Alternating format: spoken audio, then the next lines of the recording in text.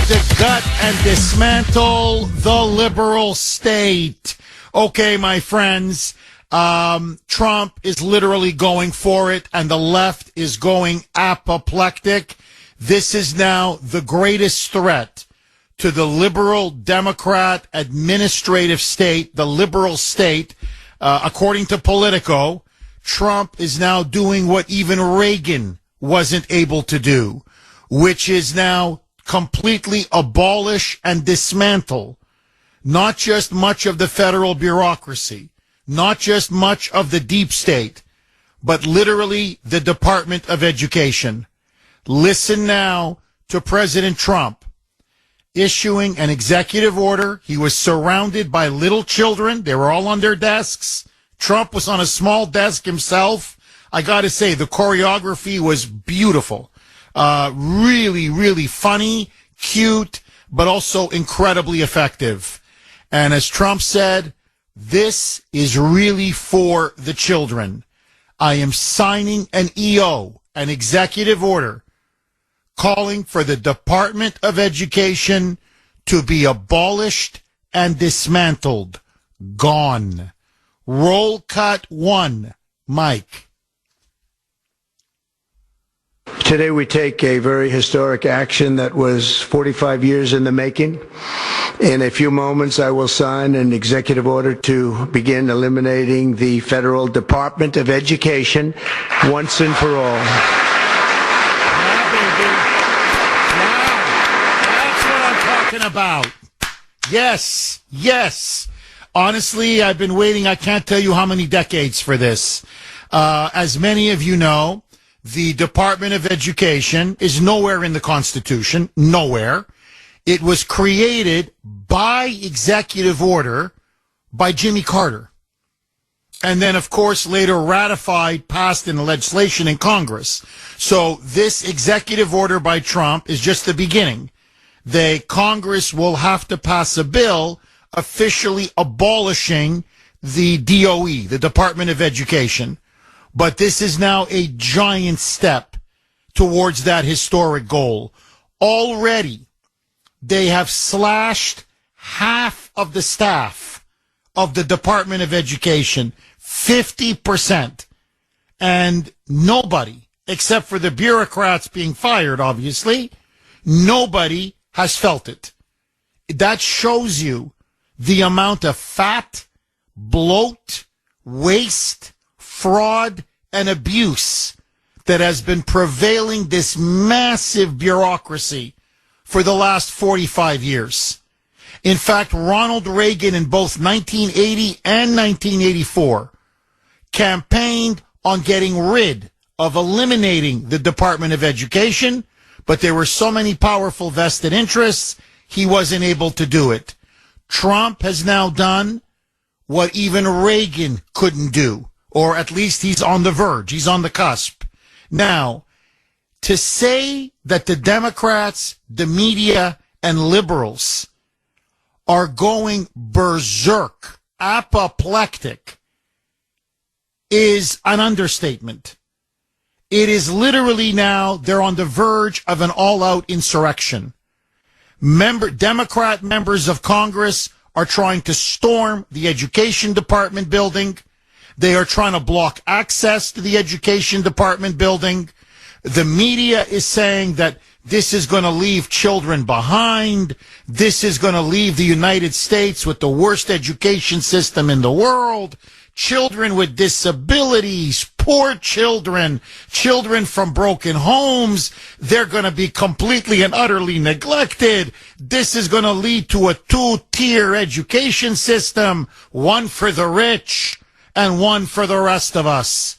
That this is going to be an education system of the wealthy, for the wealthy, by the wealthy. And that public education, education in general, is now going to be in tatters. It is going to be destroyed in the United States. As usual, nothing but a pack of lies. I mean, incredible how they ratchet up the lies, the misinformation, disinformation, the sheer propaganda. in order to just whip people up, especially students, kids, parents, and of course the very powerful teachers' unions into a frenzy. No.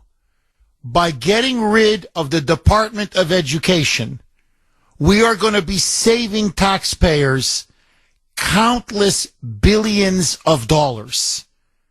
And we're going to make the education system for everyone, not just a little, but infinitely better. If you love the children, if you want good quality education for the kids, if you want to empower teachers, school boards, principals, parents, then you should be all for this. Yes, this is a kill shot. It is. To the public teachers unions, to the fat cat administrators and bureaucrats who have been getting rich and feasting off of this education department now for almost the last 50 years. As I said on X last night, and I want to repeat it right now, the Federal Department of Education really has turned into a massive, giant slush fund. If you look at the spending, and we're talking now trillions of dollars in education spending, trillions over the last 40 years, have our students gotten better? Have their test scores gone up or gone down? Are they more proficient or less proficient in reading, writing, and math? The evidence is irrefutable. It's overwhelming and it's irrefutable. After 45 years of the Department of Education and the trillions and trillions and trillions that we have spent, now a majority of American students graduate high school and they are not proficient in reading or math. You literally now, I kid you not, there are stories of students who graduate with honors, and they can't read. They literally can't read.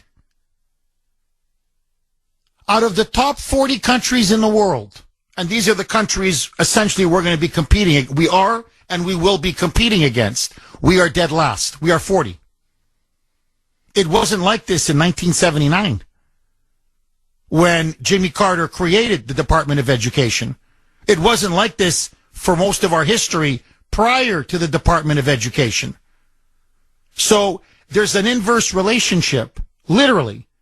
The more we spend on students, the more we funnel all of this money through this giant bureaucracy, the dumber our students have been getting. Less proficient in math, less proficient in reading, less proficient in writing. While, I mean, this is an actual example. Students in China, in Russia, in Finland, in Norway, in Sweden, in Denmark, are studying quantum physics in high school. Our students can literally barely read. Now, they all know how to put a condom on a cucumber. That they know. They're all being told that the men or the boys are not boys, that they're all girls, or that the girls are not girls, that they're boys, or that some of them, I'm not kidding, are cats or dogs or an X or they or them or spaceships, or this is what our education dollars have been going for. It has been to indoctrinate our children, to brainwash our children into hating America, hating Christianity, hating, frankly, white people, and into hardcore Marxism. That's what they have spent 45 years doing with our taxpayer dollars. And what Donald Trump is now saying is, it's over. The liberal regime, the liberal democratic administrative state is now over. Parents are going to decide what's best for their kids. teachers on the ground, principals on the ground, state education boards, local school boards are going to be fully empowered, and they're going to decide the best curriculum and what are the best classes and the best teaching and learning for their kids. All of that money is going to be sent in block grants to the states. So it's not as if there's not going to be a ton of money for education, but now it's going to be where the Constitution intended it to be, in the hands of governors, in the hands of the states, in the hands of the schools, and ultimately in the hands of the parents. And I want you to just think about one damning fact. We spend most per student of any country in the world, and we have the worst results. The most to get the least. 619 on the great WRKO. Jeff Kuhner, Boston's Bulldozer. 617-266-6868 is the number. Okay, Trump now goes for the liberal state's throat. There's no other way to put it. It is a kill shot aimed at the administrative state, and liberals are, freaking out. There's just no other way. Democrats are up in arms. Randy Weingarten, the head of the biggest teachers union in the United States, she's crying. She's really actually crying. She's holding rallies. She's breaking down. She's bawling her eyes out. She's shouting, yelling, screaming, shrieking, crying again. They're mass protests. They're trying to shut down the education department building, occupy it, prevent people from going in. It's an actual insurrection. Half of the entire workforce at the Department of Education has already been cut, slashed. They've been let go by Education Secretary Linda McMahon. Linda McMahon has now come out. Our goal is to dismantle the Department of Education completely. And Trump signed an executive order yesterday, and he needs Congress to approve it. So Congress will have to pass legislation. But there's no question now. The DOE, the Department of Education, is teetering, and it is about to collapse. Listen now to President Trump, surrounded by children, saying, trust me when I tell you this, we're doing it for them, because the Department of Education has failed our children for too long. Roll cut 1E, Mike.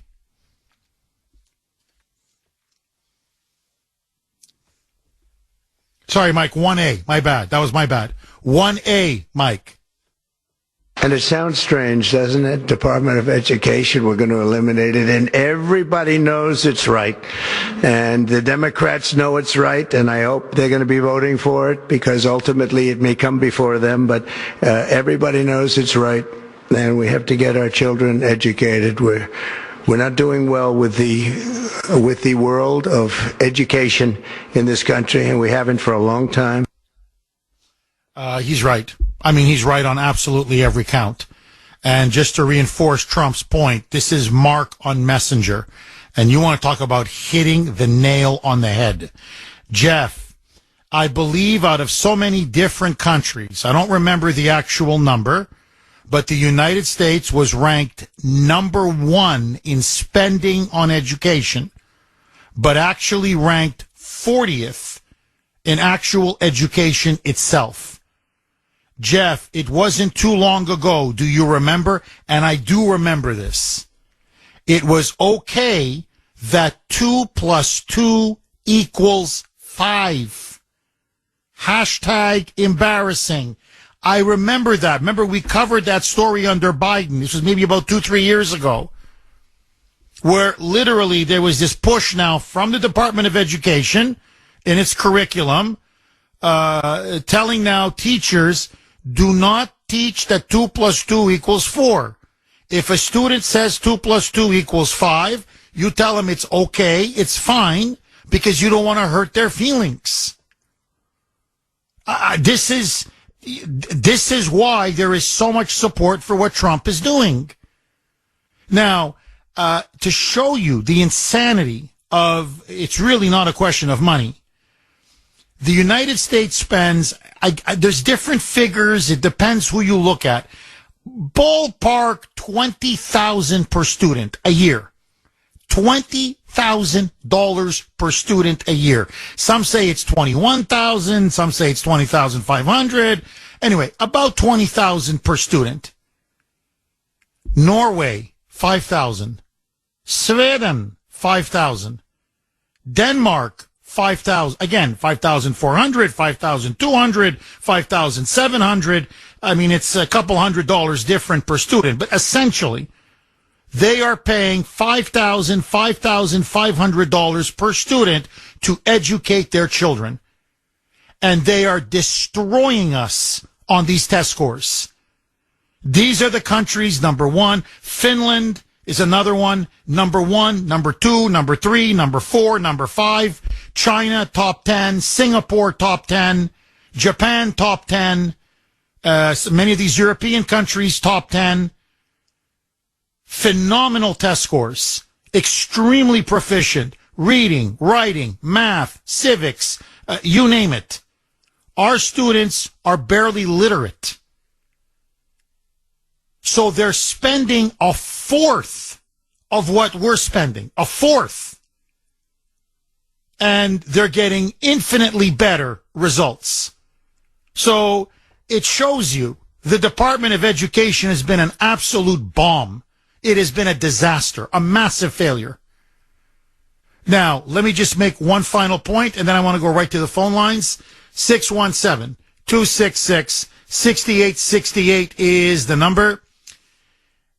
What I love most about this move by President Trump is that it now does something that hasn't been done maybe in 60 years. It takes power away from Washington. It actually decentralizes power. It devolves power. The federal leviathan, and it is a leviathan, it is an all-consuming, all-crushing leviathan, is finally now starting to be gutted. Power is actually no longer going to the Washington. It's no longer being centralized. It's literally now going back to where it belongs, as it said in the 10th Amendment. To governors, to state legislatures, in this case, to schools, to teachers, principals, parents, local school boards. There is nothing in the Constitution that says you have a right to an education or a federal right to education. That's in the 10th Amendment. And most state constitutions say there's a right to an education. So all of this money and all of this authority and all of this jurisdiction never belonged in Washington. It always belonged in the states, in the school boards, in the localities. My prediction, some states are going to do phenomenally well, as good as Finland, Norway, Sweden, and China, and other states, blue states, are going to continue to do bad, and then we'll know the difference. 634 on the great WRKO. Jeff Kuhner, Boston's bulldozer. 617-266-6868 is the number. Okay, let me ask all of you. Do you agree with President Trump? Is it time to abolish, dismantle, get rid of the Federal Department of Education completely and block grant all that money to the states and let the states and the governors and the local school boards and teachers and parents ultimately decide how best to educate and teach our children? I say yes. What say you? 617-266-6868. Listen now. This is Craig on Messenger. And this is stunning. But I've seen so many stories like this. That's why I want to read this message to all of you. Jeff, there are podcasts on TikTok where a guy goes around asking people how many states make up the United States of America. And they have no clue. No clue whatsoever. Jeff, he then asks, well, what's the capital of the United States of America? And he says, you've got people saying New York. So, I mean, it's just, that's a massive failure of education. I mean, that's frightening. Honestly, that's truly frightening. Let me read one more, and then I want to go to the phone lines. This is from Larry. Jeff, you know, here would be a good poll question. Are these Democrats more upset with the money drying up or their ability to indoctrinate students into liberalism? Larry, I think it's both. I think, honestly, it's all the money that they've been making, but also it's going to be much harder now to brainwash all of these students into wokeism, cultural Marxism, critical race theory, and, of course, the radical LGBTQ, plus agenda. So this is about losing control over brainwashing and indoctrinating our kids and the gravy train. Oh, the money that they were able to make off of this grift, this con job. And for all of you teachers, principals who are listening, you need to hear this. Okay, final point, and I'm going to go to the phone lines. Trillions of dollars have been spent, literally trillions, over the last 45 years. How much was actually increased in all this spending? How much was increased to the students? In other words, you got this massive pot of money that was spent over the last 20, 30 years. For students, plus 8%, almost nothing. For teachers and principals, plus 16%. Again, almost nothing. Your salaries aren't that high. They didn't make it, in a way that you only have, let's say, 15 students per classroom and not, say, 30 or 40 students per classroom. So it's not as if they made your life any better or made your job much more lucrative. No. Well, Jeff, if it really didn't go to the students and it really didn't go to the teachers and the principals, then who the hell got the money? 139% increase to administration, bureaucrats, and administrators. That's who got high on the hog. That's who are gorging at the education trough. So you had all these DEI consultants, all of these so-called senior administrators making $300,000, $400,000, $500,000 a year, basically to brainwash our kids or to push paper. While teachers, many of them are underpaid, principals can't discipline students, overcrowded classrooms. Obviously, you have illegals pouring into schools as well and overloading the classrooms, and education standards going down, to show you what a racket it was. No Child Left Behind, which is what George Bush peddled, supported by every single Democrat. So this was both Republicans and Democrats. Well, because of No Child Left Behind, they so lowered standards. You remember, you can't fail a student now. So every student, no matter how bad, no matter how much they failed all of these tests and got dismal test scores, kept getting, they kept passing them. 5th grade to 6th grade to 7th grade, and from middle school to high school, hand everybody a diploma, and they can't read. Over half of the students in America graduate high school, they are not proficient in reading or math. They cannot do basic mathematics. They can barely read. They're practically illiterate. And you're telling me that the education department needs to be saved? What planet are you living on? Agree? Disagree? Michael in New Hampshire. Thanks for holding, Michael, and welcome. Thank you very much for taking my call. Long-time listener, first-time caller. Welcome, Michael. Can you hear me? Thank you. Yes, I can hear you. Jeff, Go ahead, Michael. I got so much going through my mind. It's unbelievable. The children can't write, like you say. 2 plus 2 is 5. They lead them, do what you're told, don't think. I read something a while back that they took 10 children in first years of schooling, and they were all considered genius capabilities.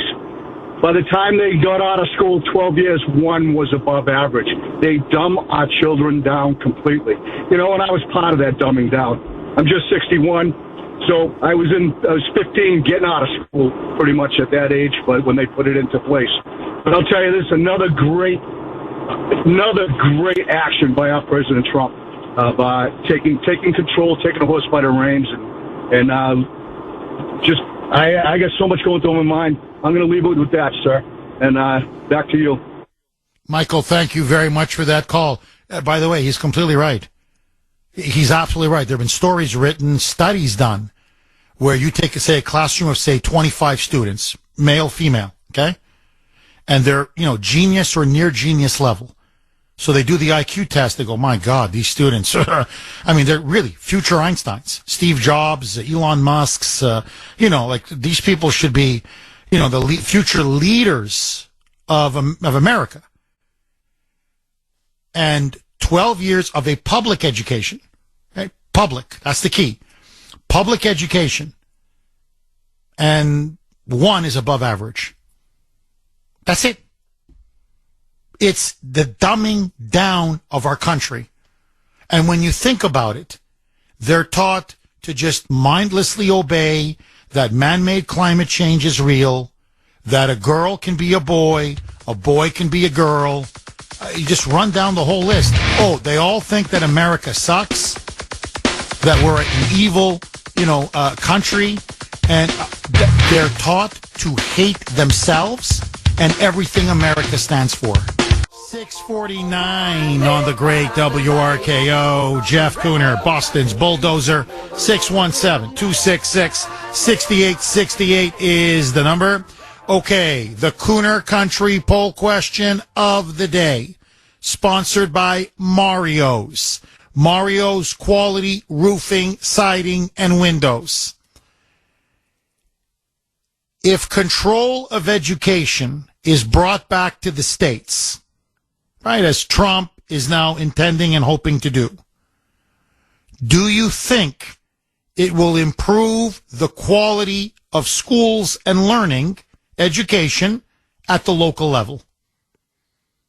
In other words, if they return education back to the states, we get rid of the Department of Education, will it improve the quality of education and learning at the local level, at your school or your children's school or grandchildren's school or your nephew or niece? Or, in other words, less Department of Education, will there be more learning and improvement at the local schools? A, yes. B, no. I am an A on this all the way. But I want to hear from you. You can vote on our webpage, wrko.com/Kuhner, wrko.com/Kuhner, Kuhn as in national ER. You can also vote via X. I was active again last night. My handle there, at the Kuhner Report, all one word, Kuhner. All right, I just want to very quickly read something that Mike sent me on Messenger. And if anything makes Trump's point, it's this. Okay, what Mike just laid out. Jeff, I left public school education. It was a small school in New Hampshire a few years ago because they could not guarantee I would not have to wear a mask, obviously during COVID. In my small school, we had multiple quote-unquote deans and assistant principals, many of whom did not teach at all, or some would teach maybe one class, usually a high-level class. My school alone spent in the neighborhood of $750,000 to $1 million a year simply at one school. They talked about rigor and accountability until we actually tried to implement that ideal, and we were told, keep adjusting down. The comet is not going to cause our extinction. We are going to stupid ourselves into extinction. And by the way, Jeff, they're spending nearly $1 million salaries on deans. Which goes to my point. Administration, bureaucrats, they're the ones who get the lion's share of all this money. It doesn't trickle down to the students or to the teachers. 617-266-6868. So the students get dumber. The curriculum gets more radical and Marxist. And the bureaucrats get fatter and fatter and fatter. And Trump is saying, it's over. 617-266-6868.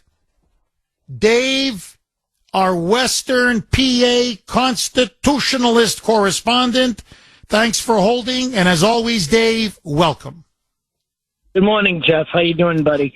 Jeff, Very good. Ruling, but great, Jeff. 6 or 7 years prior to the Department of the lack of education. How's that, Jeff?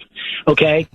I think it was in the early 70s when they ruled on the separation of church and state. Jeff, I might be wrong. I might be wrong on the time, but please correct me if I'm wrong, Jeff. That's when it really started, the liberalism, separating God from man, because it says in the First Amendment, for all those you dumbass liberals out there, especially that little Billy boy in Sudbury, it says Congress shall make no law regarding a respect to an establishment of religion or the free exercise thereof, which means that there is no separation of church and state. The words mean exactly what the founders intended, Jeff.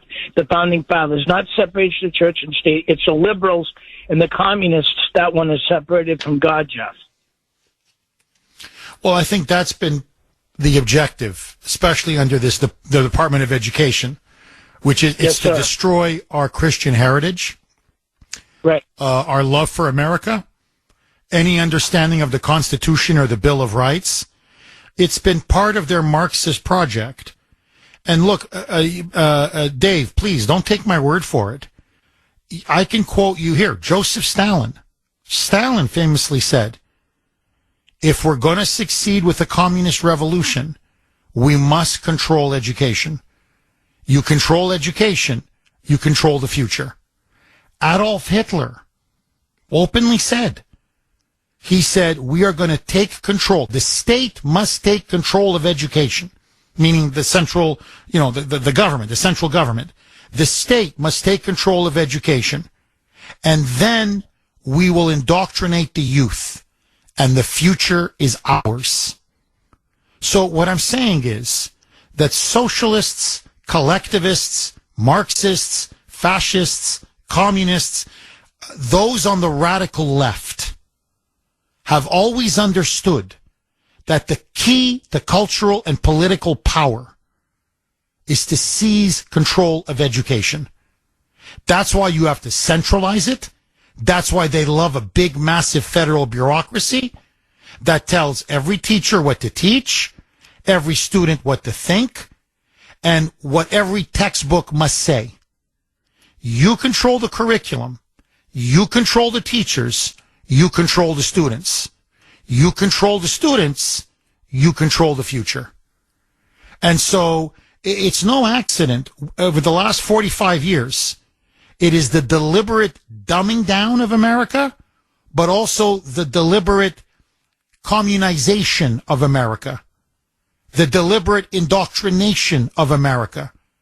We've become less American, less religious, less Christian. We know next to nothing about our history and our heritage. We know next to nothing about the Bill of Rights or the Constitution, and that's all by design, Dave. All of it. And my prediction, red states are going to boom on education. Whether it's Florida, Pennsylvania, I'm telling you, watch, Iowa, I'm going to go, all of these red states, you are going to see test scores through the roof. Give 5 years with state control, local boards, and parents saying, nah, we don't want this woke garbage. Nah, don't try to come in here and tell my boy that he's a girl, or tell my girl suddenly now that she's a boy. I don't want any of this stuff. It's going to be reading, writing, math, civics, history, the Constitution, the Bill of Rights, geography, the sciences, the hard sciences. We're going to be right up there. Those red states are going to have test scores like that of Finland, Norway, Denmark, Korea, Japan, China, and the blue states are going to be last. And then parents can see for themselves. Do we want to continue with this left-wing garbage, which is failing? Or do I want to have children, my kids, read, write, and do math at such proficient levels that not only can they get a job anywhere in the United States, they can get a job anywhere in the world because they're as good and they're able to compete against the best in the world. Dave, am I wrong? I'm going to quote you, my friend. You're infinitely 1,000% correct. How's that? Jeff, and another thing too, Jeff, they're teaching that God made Adam and Steve, not Adam and Eve, okay? And when, like you said, Jeff, I'm going to quote Hitler. He said, now correct me if I'm wrong, Jeff, he also said, the bigger the lie, the more the people will believe it. Just like this JFK paperwork coming out, Jeff. You notice they're using Oswald, Jeff? Oswald, a lot of people don't know this, was also a CIA operative. And also, Jeff, before he went to Russia, Oswald's father, when he lived in New Orleans, Louisiana, his father ran numbers with Carlos Marcello. And there you have the mob connection. And I've even heard some of these idiots say that Jack Rubenstein, a.k.a. Jacob Rubenstein, changed his name when he ran the Carousel Club, Jeff, that he never knew Oswald. No, Jeff, he knew him not only from Louisiana, but through the Clay Shaw connection. You know that, I know it's in the movie, but I didn't see a lot of stuff about Clay Shaw come out, who was also a CIA operative during the Vietnam War, Jeff. You know, I'm so happy you really, great minds think alike, Dave. I'm so happy you mentioned this because at the end of the show today, maybe the last hour, I want to get into the AFK files if we have time.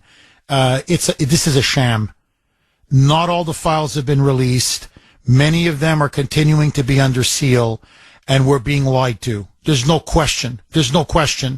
So, Dave, thank you very much for that call. I really appreciate it. 617-266-6868. But as I like to say, let that go for now. I want to stick to education and the Department of Education. I want to read this text. 603. You can text us 70470. And I think 603 really puts his finger on the whole pulse of the issue. Jeff, it's no different than any other department or agency of the federal government. These departments, like the education department, that were supposedly created for the benefit of the public, have been nothing but purposely weaponized against the American people to achieve the exact opposite of their namesake, namely the dumbing down of America. And just like every other act of sabotage against our country by these communist subversives, they always seem to find a way to use our tax dollars to get us to fund our own destruction. Am I wrong? No. No, you're completely right. 1,000% correct, as I like to say. Here, just stand back objectively. It's not the Department of Education. It's the Department of Uneducation or lack of education. It's not the Department of Energy. Look at energy. Look at the Energy Department. Historically, I mean, I know it's different under Trump now, but It's the Department of Unenergy, the Department of Lack of Energy. For example, under Joe Biden, what did they do? They killed oil and natural gas development. They killed the Keystone Pipeline. So you go department by department by department. I'm not saying every agency has to be eliminated, far from it. But the Department of Energy, we don't need it. Well, Jeff, what about all the oil and gas drilling? The private sector can easily do that. We don't need the government to do that or to be involved in that. So there are so many agencies, entire federal cabinet positions, levels, that can just be entirely eliminated and abolished. So the key one, though, is education, because so much money is spent on education. And so you abolish the Department of Education, and you're really driving a stake now right through the heart of the liberal state. And that's why the Democrats know this is now a fight to the death. 617-266-6868. But I can tell you, Department of Education, get rid of it. Department of Energy, get rid of it. Department of the Interior, get rid of it. Honestly, the Department of Defense, that's something we just created after World War II. We used to have something called the Department of War. And if you notice, when we had a Department of War, we never lost a war. We won every war. But then we added the Department of Defense, got rid of the Department of War, and guess what? Either we fought stalemates, or we've lost wars. I mean, not that we lost on the battlefield, but our leaders at DOD eventually lost us the war. So I could go down Homeland Security. I'd get rid of that. That was created by George W. Bush after 9/11. How secure have we been? The last 23, 24 years since it was created. Remember that, right? So, and by the way, they took over the Secret Service. Here, when Secret Service was under the Treasury Department, historically, it was much better. It was infinitely better, much more professional. You think they would have allowed assassination attempts on the president like we saw on Trump with those kind of gaps in security? No way. So Homeland Security just took over all of these responsibilities, and everything got worse. Homeland Security, in theory, is in charge of the border. The border's been a disaster for the last 24 years. Get rid of Homeland Security. Get rid of the Interior. Get rid of the Department of Energy. And definitely get rid of the Department of Education. Again, I'm not saying you get rid of all cabinet levels. No. There are some departments you need. In fact, they're in the Constitution. But many of them, big waste of money. Not just a waste of money, destructive. Actively destroying the United States. 617-266-6868. Agree, disagree. Angelo in Rockland. Thanks for holding, Angelo, and welcome. Thanks, Jeff. How are you today? Good, very good. We're on a roll, Angelo. I hope Trump keep going. Don't stop, baby. Yeah, we're going to keep rolling. What Trump did is amazing. He put the foundation down for a pyramid with this. You'll have no woke, no more stealing of the cash. The power went back to the state for education and the parents. That's terrific. They won't be terrorists for voicing their opinion anymore. That election that was stolen from Trump is a blessing in disguise, let's face it. Because if he had won, the term would have been over, the Democrats would have come in and continued their education. So what happened was they were able to open up and show us their true colors. And now that he won the election the way he should have won the other one, but it made the people aware to mop up this mess that we're in. And it's going to be a hard fight. And as you can see, they are foaming at the mouth. They're doing everything. The judges, this, that, and the other thing. It's going to go to Supreme Court. And I think common sense will come through because the right thing is the right thing. as far as, I just want to get this in because it's hard to get on your show, but Elon Musk is standing tall. He's doing the right thing, and the American people are right behind him, and thank God for that, you know. But all those people, that the gangs that were shipped out of the United States on those planes, thank God Trump got in. He's doing the right thing for the people. The judges, the college kids could be the next people on the planes out, but you can't do that. They are Americans. But what do you say, Jeff? Well, Angelo, look, you made a lot of points, a lot of very good points. I agree with every single one of them. And I'm going to try to talk about, I know we spent a good deal of time yesterday, but there's been so much more in the last 24 hours. You have a member of Congress now, Jasmine Crockett, who, by the way, is a rising star in the Democratic Party. They're calling her the next AOC.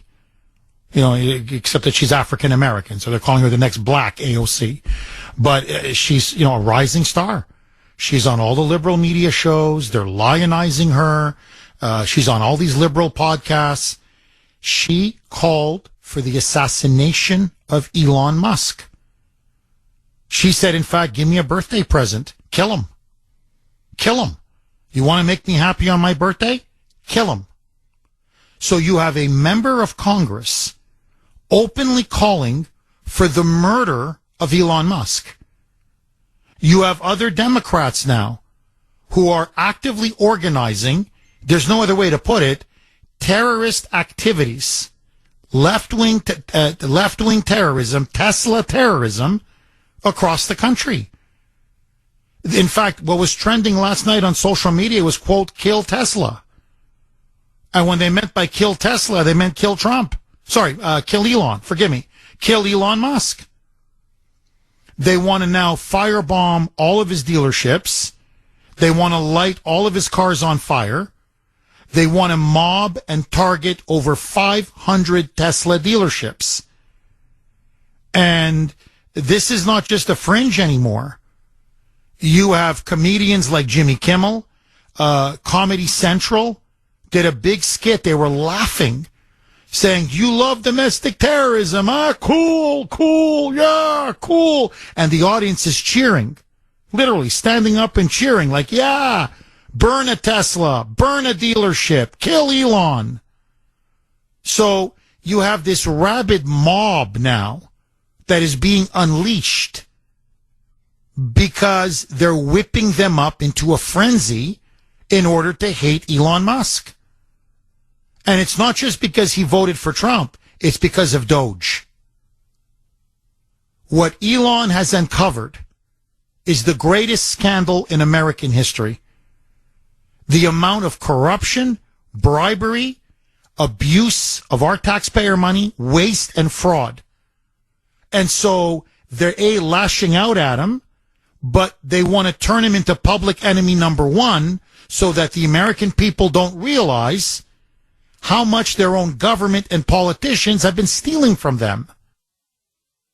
They're taking to the streets or the parking lots. Tonight, the FBI and ATF now investigating multiple cases of possible arson targeting Teslas and Cybertrucks. This dramatic video shows multiple cars in flames. Police say the attacker used Molotov cocktails. It's the latest in more than a dozen instances of arson and vandalism targeting Tesla. The same suspect shot more Teslas with a gun. Tesla Cybertrucks were set on fire in Kansas City, and earlier this month, shots fired at a Tesla dealership in Oregon. Cybertrucks on fire in Seattle. Wow, you guys like petty acts of domestic terrorism, huh? Now, you see that? That was Comedy Central. Okay, that was The Daily Show. That, by the way, a lot of young people watch that. Talk about the dumbing down of America and the indoctrination and brainwashing of America. So they're showing shots of Teslas being burned, dealerships being burned. You heard them. Yeah, yeah, woo-hoo, yeah, yeah. He's like, oh, you guys like petty acts of domestic terrorism, huh? Notice it's petty. See, it's not, there's, big acts of terrorism and little teeny acts of terrorism. And like, yeah, we love it. We love it. Here, since we're on how much time left, Mike? All right, I'm going to play it on the other side. Member of Congress, openly calling for the assassination of Elon Musk. By the way, Jasmine Crockett is one of the key organizers of these Tesla takedown terrorist protests. So she's now organizing terrorism from Congress. 718 on the great WRKO. Jeff Kuhner, Boston's bulldozer. 617-266-6868 is the number. Okay, here it is, as promised. Remember now, this is a member of Congress. And speaking as a member of Congress, not only is Jasmine Crockett organizing, or she's a key organizer, one of the organizers, for this Tesla takedown terrorist protests, where they're calling now for Teslas to be torched, dealerships to be firebombed, shot up. They want to now bring Tesla to its knees, bankrupt the company, mob these showrooms. They want to hit over 500 dealerships at a minimum. But she then openly says, yeah, if you want to make me happy for my birthday, take Elon Musk out. Roll cut 12. Mike. So I'll make sure that I keep it short, but I am truly here for very selfish reasons. Starting with, on March 29th, it's my birthday. And all I want to see happen on my birthday is for Elon to be taken down. Yes. She's crazy. I'm telling you, she's crazy. She's crazy. She's openly advocating for the murder of Elon Musk. And that's why, by the way, at all these protests, they've done them, they keep sending out pamphlets calling for the assassination of Elon, where Elon's head is in crosshairs, and they're saying, basically murder him, kill him. Don't make fascists, or don't make Nazis great again. I mean, they're out of control. They're completely out of control. Now, what does this have to do with the Department of Education? Jasmine Crockett is a product of our education system. This is what constant indoctrination and woke brainwashing creates. It's like the same thing when I played that cut from The Daily Show, Comedy Central. Their audience is overwhelmingly young. Late teens and 20s. And, Tesla's being burned, dealerships being firebombed, Tesla stores being shot up. Domestic terrorism is cool. Yeah. That's what public education, that's what our education system has done to these kids. A, they're stupid. Think about it. Who the hell cheers for the destruction of a great American car company? That's number one. By the way, cars that many of them have, because it was supposed to fight climate change. So it's like remember in George Orwell's 1984? He says one of the marks of a totalitarian society is they love something 1 minute, and then 2 minutes later, when they're told they hate it, they hate it. So you create such a stupid, dumbed-down citizenry with these students, no critical thinking, and you just do as you're told. Oh, love Elon? We love him. Hate Elon? We hate him. Like a bunch of brain-dead zombies. I want to read to you, and this is the essence of the education system. This is why it's fundamentally evil. Because what it is, I'm telling you, it's communism, Marxism, whatever term you want to use. But it is the deliberate left-wing indoctrination and brainwashing of our children to hate our country, hate our faith, hate their parents, and hate everything that is good and decent in this country and in the world. If you want to know what they're doing, that's exactly their goal. Now, listen to this. I won't mention this person's name because this was sent to me saying, Jeff, please, it's very painful what I'm about to reveal to you, and I don't want to air my dirty laundry in public. I want people to know what's happening, but not to know my name, because I don't want them to know what's going on between me and my daughter. But this is a conservative woman, very smart, who loves her daughter, raised her daughter. And she said, look, Jeff, my daughter is very smart. She's very smart. I went through the education system. It was a different time. She went through the education system back in the mid-2000s. And year by year, it got worse. She graduated high school. The indoctrination didn't stop. She went to college. The indoctrination didn't stop. And she says what happened was that her daughter has remained politically stunted at the age of 17, even though she's now in her mid-30s. And she says, my daughter, when we talk politics, ridicules me, speaks to me like I'm a piece of dirt, simply because of my political beliefs. She couldn't forgive me for not supporting Barack Obama. My daughter called me a racist. My liberal brother called me a racist because I wouldn't support Obama. And if you want to know how bad it is, I have hardly any contact with my child now over politics, over Trump, over my opposition to Obama and Biden.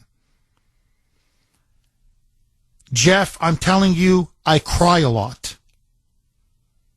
I tell you, I pray a lot for my adult child, whose eyes need to be opened to so many things. The heartbreak that these liberal children cause their parents because of what they were taught over the last couple of decades is rampant. We barely speak anymore, and we were once very, very close. I am 68 years old, and I am very scared because I'm totally alone.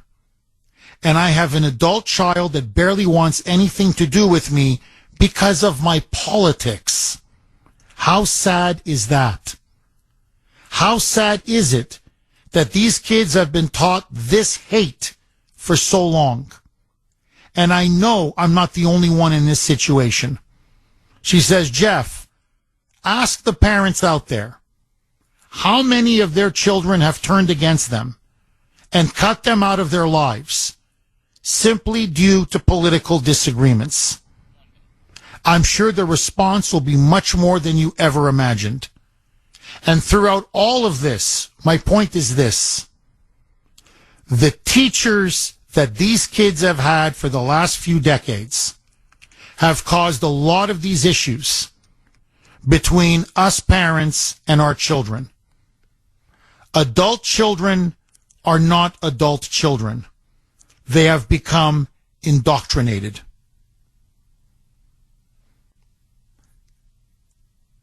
This daughter should be ashamed of herself.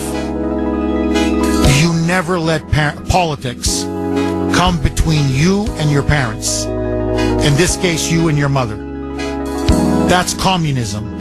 Literally, that's communism. 7:33 on the great WRKO. Jeff Kuhner, Boston's Bulldozer. 617-266-6868 is the number. Okay, getting a lot of reaction from that last text that I read. Many people, it's striking a really deep chord with so many of you. Many people are saying, I can relate. Jeff, the education system has become evil. It does pit children against parents, saying that situation of that poor mom they can really relate to, that they send their kids to high school or college, and before you know it, because of all this indoctrination and brainwashing, they come back as left-wing Democrat activists, and if you don't agree with them, suddenly now they forget that you brought them into this world, that you took care of them, you fed them, you clothed them, you loved them, you did everything for them. Suddenly now you're the enemy. You're the enemy. And it's heartbreaking to see all these emails and all these texts where they go, Jeff, my own children don't speak to me anymore over an election, over my support, say, for Trump, or my opposition to Obama, or my opposition to Biden. They won't let me see the grandkids because we voted for Trump in 2024. I mean, it's sick. You never, and by the way, this is communism. I'm telling you, this is classic Marxism, to put ideology and politics over family, over your own parents or grandparents or your children, over your own blood. That's pure communism. And that's why I support Trump abolishing the Department of Education, because I believe it has been one of the key reasons, the key engines driving this Marxist brainwashing and indoctrination of our kids going back decades now. And look, I got to say one other thing. Many of you, for some reason, the parents now, the grandparents, are saying, I feel somehow it's my fault that my children are barely speaking to me or not speaking to me or don't want me to see their grandkids or whatever, everyone is slightly different. And oh, by the way, all of them say, and we were so close. I never in a million years would have thought this would have happened to me and our family. And Jeff, you should see the pictures when they were young as children or teens or whatever. Family gatherings, picnics, camping, all of it, doing activities together, how happy we were, how much we loved each other. And now I'm Hitler. I'm like a monster. And I'm like, what did I do? I didn't vote the way you wanted me to vote. I disagree with you on some important issues. Okay, let's not even talk politics then. But no, for them, politics is everything. And I'm telling you, no one is more intolerant than a modern-day liberal. No one is more fanatical than a modern-day liberal. It's not your fault. Everybody's like, Jeff, I feel somehow, it's like it's me. I did something wrong. You did nothing wrong. It's them. It's not a question of who's right or who's wrong. I'm telling you. Whatever. Voted for Trump, didn't vote for Trump. Secure the border, don't secure the border. Abortion, pro-life or pro-choice. Whatever the issue is, okay? Climate change, for or against, whatever. It's this simple point. You're my blood. You're my child. And I'm your parent. Nothing is more primal or important than that. It is the bond of love. Hell, it's the bond of creation. You wouldn't be on this earth if it wasn't for me. You wouldn't have life if it wasn't for me. Politics does not trump family. It doesn't trump authority of the parents. Don't talk politics. Okay, fine. It's not the end of the world. Who cares? Look, my dad, God bless him, was a liberal. I mean, not on every issue, but especially at the end. Oh, my God. I mean, he and I disagreed all the time. Who cares? Who cares? It's my father. It's not your fault. It's their fault. You never put politics over your own blood, your own family, or your own parents. Period. Full stop. 617. Maybe teenagers behave like that, but not adults. 617-266-6868 is the number. Agree, disagree. Barbara in Maryland. Thanks for holding, Barbara, and welcome. Good morning, and thanks for taking my call. My pleasure. It's really Barbara. something that you would read that text message, and I called to talk about Jasmine Crockett because she's probably one of the most ignorant people walking on 2 feet. She need to go to the beauty parlor. That's where she should be, in the beauty parlor, doing hair, getting hair strung on, and doing her eyelashes, because that's her mental capacity. And she's an idiot and an embarrassment. But I will say this to all the parents. You're talking about kids turning against you. I'm a black conservative. But here's the difference. I never blamed myself for anything. I did the best I could for those kids. My children, they were the ghetto Huxtables. The ghetto Huxtables. They had a car at 16. I didn't want my kids walking to school or going on the bus here in Baltimore because I lived in Baltimore. So they had a little car. They got their little license. They did that. We had timeshare, going on vacation, spent that money on them. They've been to Vegas. My kids have been to Coney Island, just going there. And we don't even live there anymore. But I surrounded myself with like-minded people. I was a member of the Tea Party. I was a part of the March in Washington in 2010. I had friends who thought like I did. So as my kids, I was a Republican since, who was it? John Kerry is the one that turned me. And I campaigned for McCain. Not a peep out of him.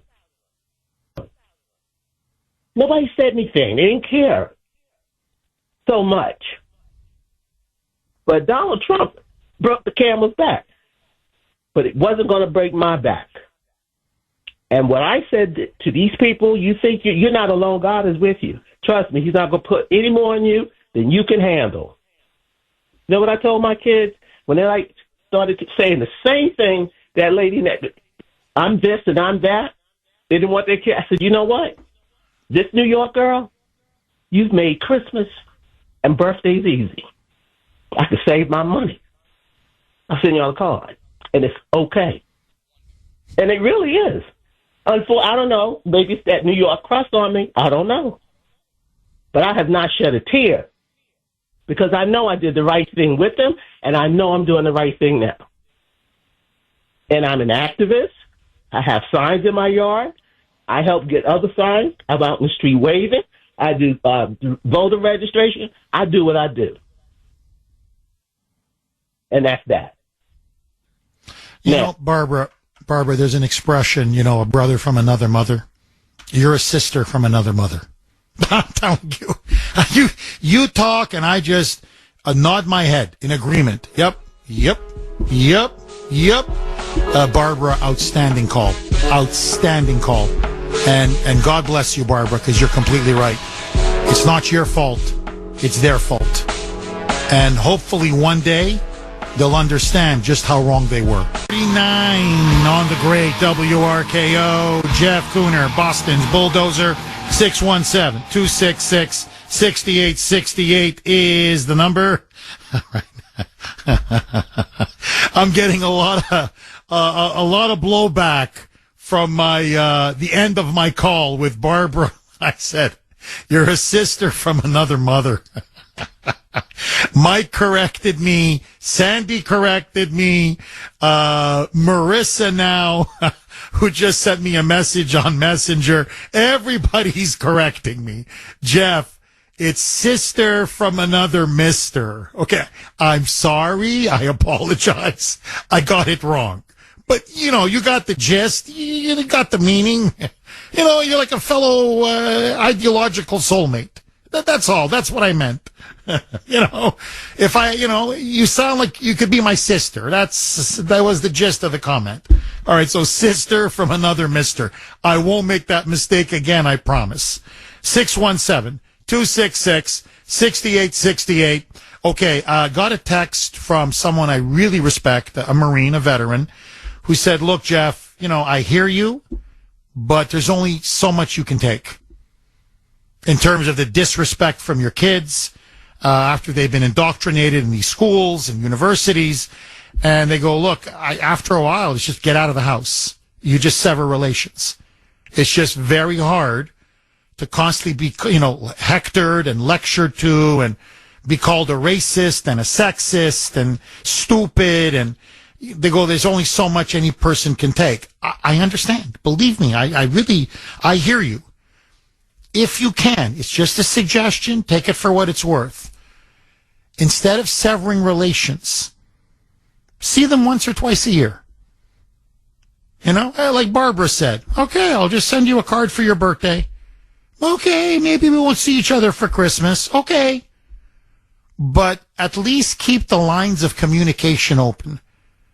And you got to put up with a lot of BS. You see them once or twice a year and Trump this and Trump that. And, you know, oh my God, I can't believe you voted for him. And just in one year, out the other. Why? Because at least you have a relationship, number one. And number two, especially with the grandkids. You know, I mean, my kids are still very young, but you always want to have access to the grandkids. It's heartbreaking, and I'm getting so many emails and texts. Jeff, my kids have become so vindictive simply because I voted for Trump or didn't vote for Obama or Biden that they won't even let me see my own grandchildren. I mean, that's evil. That's really evil. So this way, you know, you don't see them that often. You don't speak to them that often, but at least there's some kind of a relationship. And if you're blessed to have grandchildren, you can have a good influence and see the grandkids. But again, that's just my 2 cents worth. Honestly, take it for what it's worth. In some cases, it may be too much. All I'm saying is it's wrong for not you, for the kids to do that. It's wrong. And it doesn't matter what the issue is. You never put ideology or politics above your parents, above blood, or above your family. Ever, ever, ever. 617-266-6868. And if the children aren't able to respect you, then the fault is with them. 1,000% the fault is with them. Bob in Marblehead. Thanks for holding, Bob, and welcome. Jeff, great show today. Thank you, Bob. You hit all of a lot of the points. A couple of things I concur with, deep sixing the Department of Education. One caveat, though, I'll mention, and this was not mine, this is Bill Bennett. He said, better than giving it to the state and giving it to the local, give it in the form of vouchers or a tax education.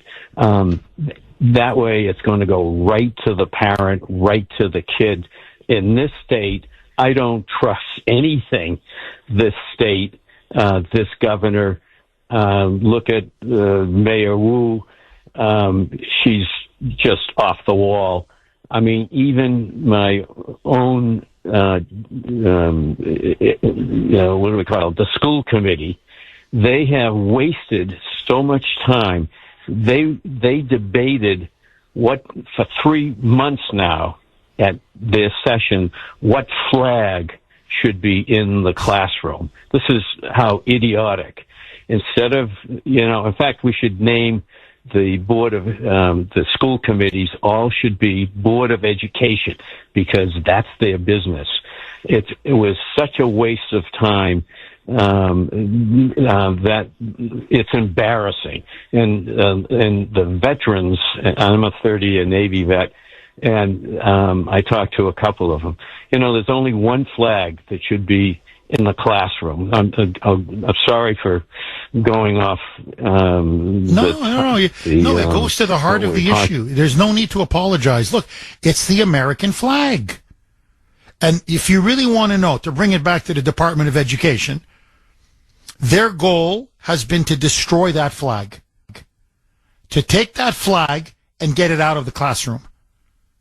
Both literally and figuratively. Literally, replace it with the rainbow flag or the transgender flag or the flag of Ukraine or any other flag but the American flag. But in the curriculum, they're taught, hate the military, hate our founding fathers, hate the Constitution, hate our past, hate everything about us. We're a nation of, based on genocide and slavery and Islamophobia and homophobia and sexism and racism and blah, blah, blah, blah, blah, blah. Okay, that's, Project 1619. That's what they're trying to ram down our throats, the throats of our kids. So you're completely right. It's not off topic. It's right on topic.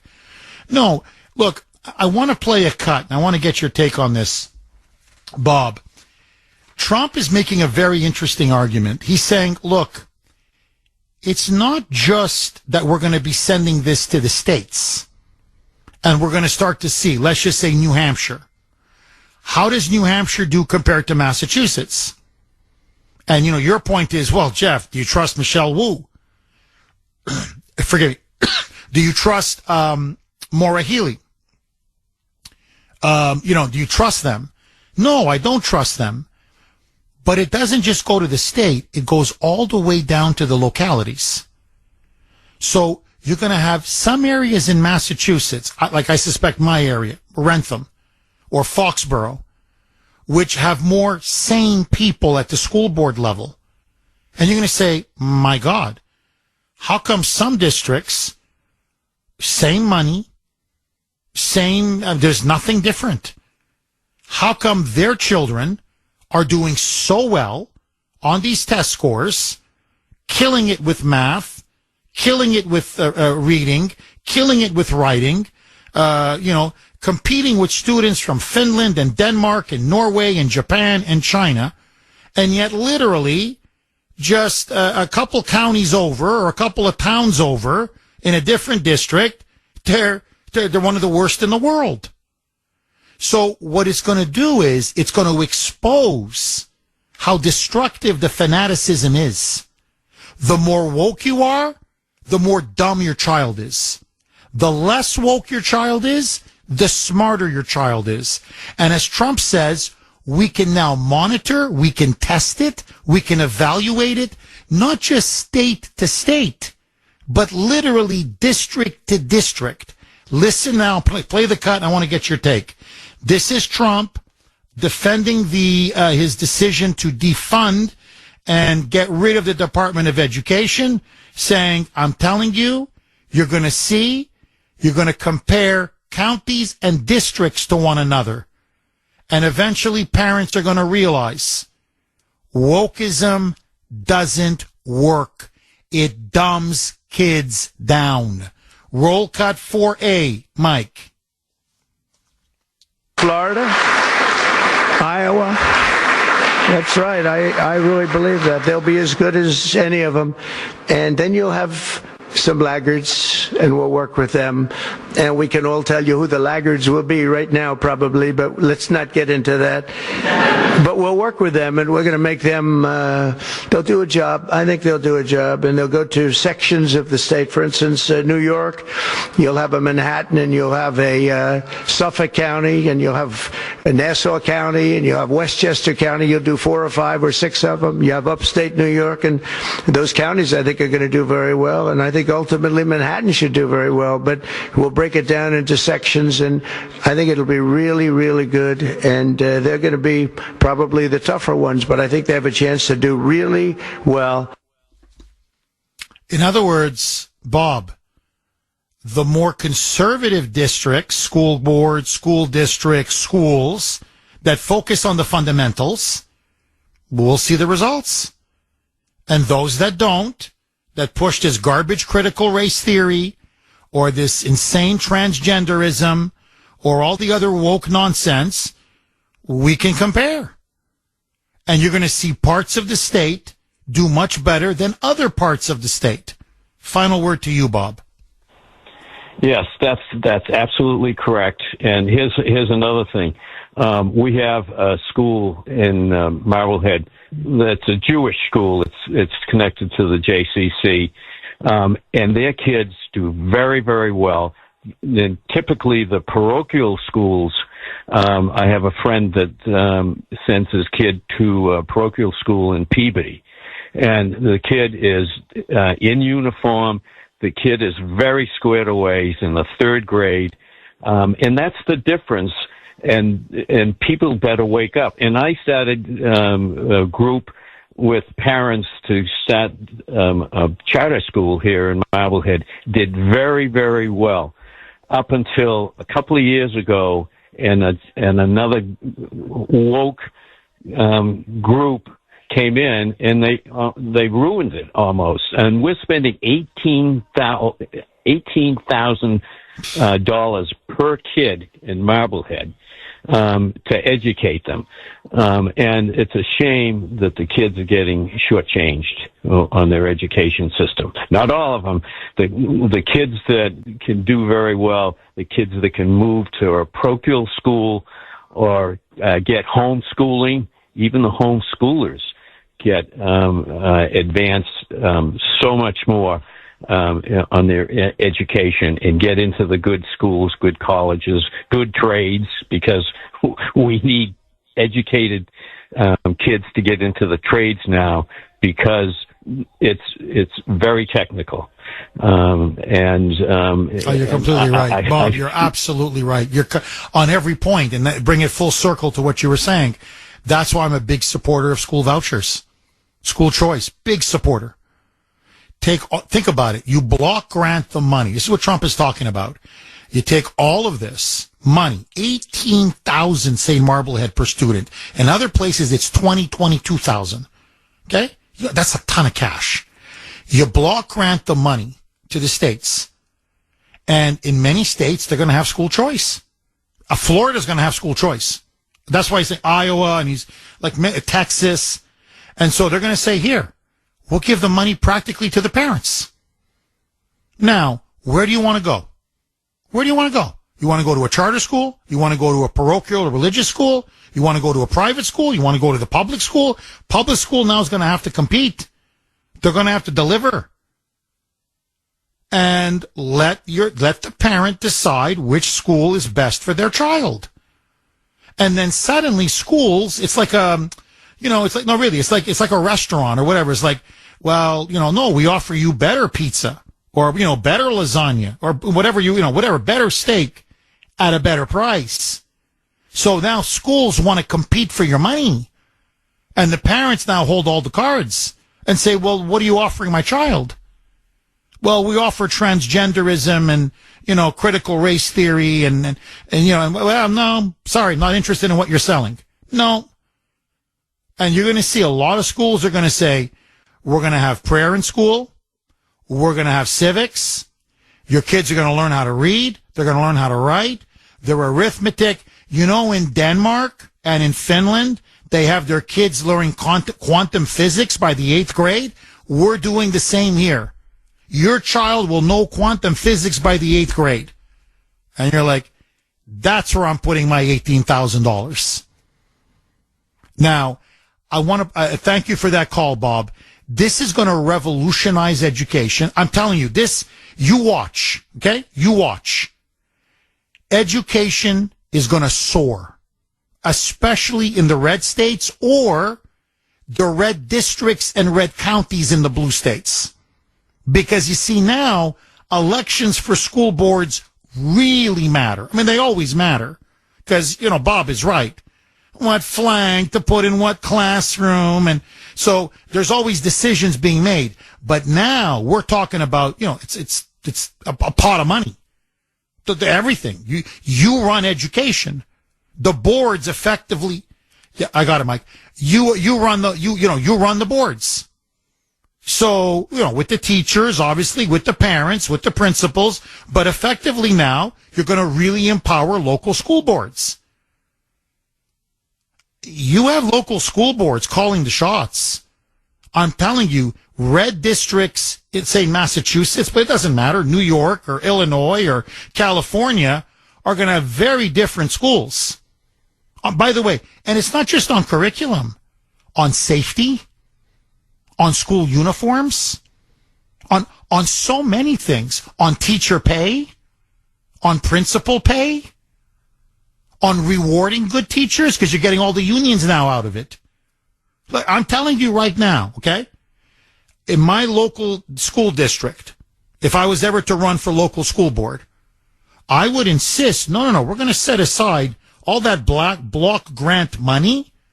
We're going to set some of that money aside for teacher performance review, and we're going to monitor them. We're going to evaluate our teachers, and those that are delivering the best results, they're going to get bonuses, and they're going to get higher pay salary. They're going to get raises.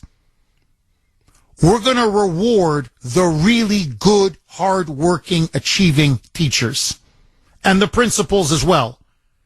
The safer the school is, the better the learning environment, the more the principal makes. It's going to be clicking on all cylinders. And the blue states and those blue districts, you want to continue to be 40th, 50th, 60th in the world? Go ahead. I mean, to these moonbats, it's your children. It's your child. You want to leave them behind? Leave them behind. But I'm telling you, because many of them do want their children to have good paying jobs and successful careers and go to some of the best schools. They're going to look at us in the red states or in the red districts, and they're going to say, do exactly what they're doing. This is a dagger at the heart of the Marxist indoctrination and brainwashing that has been killing our country and hurting our children for decades. Those days are over. 8 o'clock or 8-ish, Mike was just reminding me, caller of the week, Kuhner's call log. It's time for Kuhner's call log, where we showcase our favorite caller from the week. I can hear you. Can you hear me? Thanks for holding, Roberta. Trump is falling into a trap if he obeys this lower court judge. And the reason I'm saying this is because I've seen this movie before. This is exactly what played out in Brazil, where President Bolsonaro was effectively replaced by a judicial court system. And they effectively stopped him from being able to govern the country. My second point is that regarding this whole case of getting the illegals out of the country, the Supreme Court has already ruled on it. So that's that. There's already precedent from the Supreme Court that these lower court judges do not have the right to stop any of this or to impose anything on the executive leader. So the media wants to make everybody believe that this is okay. They want to say that there's no invasion taking place, that there's no bigger plan that wants to replace the people of this country and replace the culture in this country. And it's not okay. It's illegal. It's unconstitutional. So Trump cannot fall into this trap, because if he falls into this trap and if he accepts the order of a lower court judge, that will not stop. So he needs to stop this now before this gets out of hand. And next week, it could be you on Kuhner's call log. Please, don't be a stranger. Call again. Okay, honestly, best callers in the business. Sarah, and this week in particular, smoking hot. Smoking hot. Killing it, killing it, killing it. All right, I want to go back to the phone lines, but first, I want to play this cut from Trump because I think it sets it up absolutely beautifully. Sorry, I don't understand. This is really weird. Something is being activated. Wow. It's like, is this CIA listening to me or? Okay. Well, if you're listening, blank you. How's that, huh? All right. This is Trump saying Finland, Denmark, Sweden, these countries in Europe spend maybe $5,000 to $6,000 per student. We're spending $18,000, $19,000, $20,000, $21,000 per student. And yet they're killing their test scores while our students are dead last. Roll cut 4, Mike. You have countries that do a very good job in education, and I really believe, like some of the governors here today, from states that run very, very well, including a big state like Texas, but states that run very well are going to have education that will be as good as Norway, Denmark, Sweden, and those top, Finland, those top countries that do so well with education. I agree. I'm telling you, I think he's completely right. And then it'll be like a national report card. We'll go state by state and even within states, district by district. And we'll see who's doing well and who isn't. It's called choice and competition. What are the libs so afraid of? 19 on the great WRKO. Jeff Kuhner, Boston's Bulldozer. 617-266-6868 is the number. I think Mike and Sandy just pretty much solved the mystery. So, very quick. I was answering, responding to a call and, just making some points. And then all of a sudden, my iPad out of the blue starts talking to me. And I said to Mike and Sandy during the break, has this ever happened to you where your phone or your iPad just on its own? I didn't touch it. They're on my desk, but I haven't touched them. And they just start talking to you. And they go, yeah, it happens all the time. They go, you probably just said, you activated Siri. And they're saying, Mike, in fact, said, look, I bet when you said the word serious, it's probably understood as hi Siri or whatever, and so that's why your iPad started, it thought it was a command and it's ready now to, I never use Siri, by the way.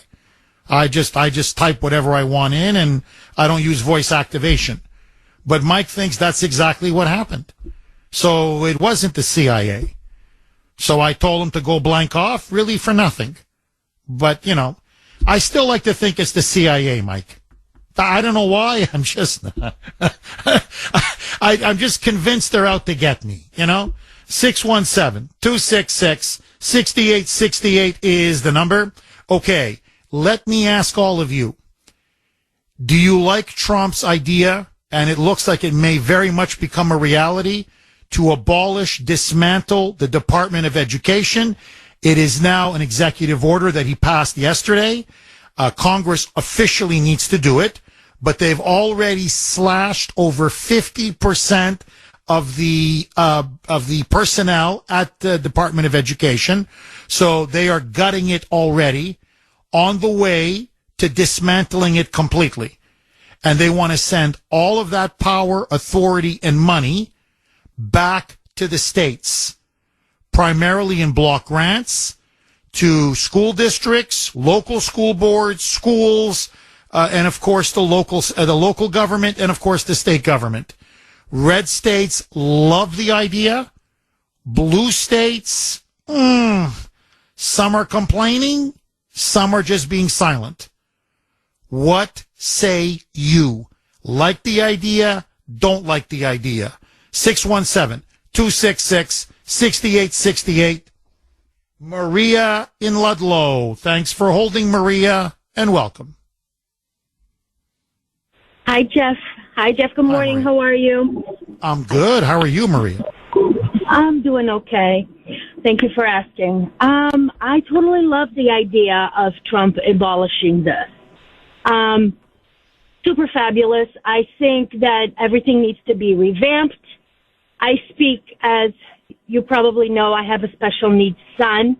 Maximus is 5, and he's been getting screwed left and right. And I was not knowledgeable of IEPs and all that good jazz. So Maximus started preschool at 3, and they only gave him 2 hours a day for 3 and 4 years old. And I thought, these people are great. They're helping my son. Wonderful. Mind you, my husband works with these people for the town of Ludlow. And until a friend said, can I see the IEP? And he was like, I just want to let you guys know that they've been screwing your son. So Maximus is a special needs autistic child. He's nonverbal. He was only going to school for 2 hours a day. We just had a meeting that my son is testing at the level of an 18-month-old, and Maximus is going to be 6 in June. So ever since we found this out last year, it's been hell on wheels. We had to hire a educational advocate. We had to get the state involved because now I wanted these people to make sure that they messed with the wrong kid, that they really poked this Portuguese mama to a level of no return. And I made sure they know that. I have been the biggest thorn on their side because you have to advocate for your child. If you're not aware, learn, get an educational advocate, to the point that we had to have mediation. I don't let anything slide. Nothing.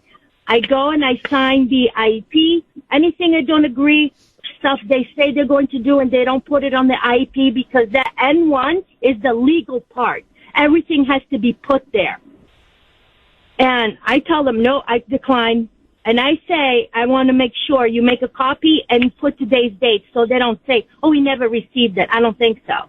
I don't think so. They know now who they're messing with. They poked at the wrong bear. And this last meeting, I specifically told the special needs supervisor, you can do what you want to me, but when you come after my child or you do my children wrong, you have a whole different set of problems. Like I have the principal involved, the director of special needs, the school committee, I involve them. The what do you call that one after the the top person Maria, at the school? Sorry, Maria, I don't mean to cut you off, but Maria, I've got to ask you.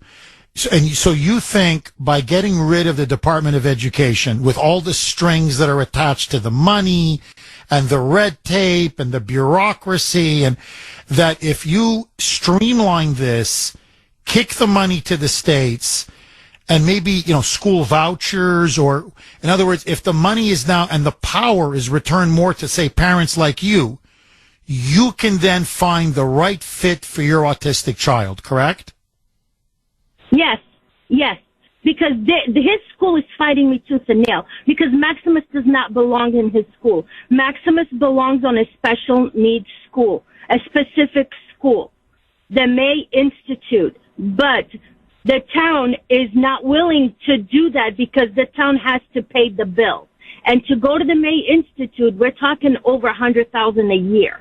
And the school is fighting tooth and nail. But that's why I've had multiple mediation meetings.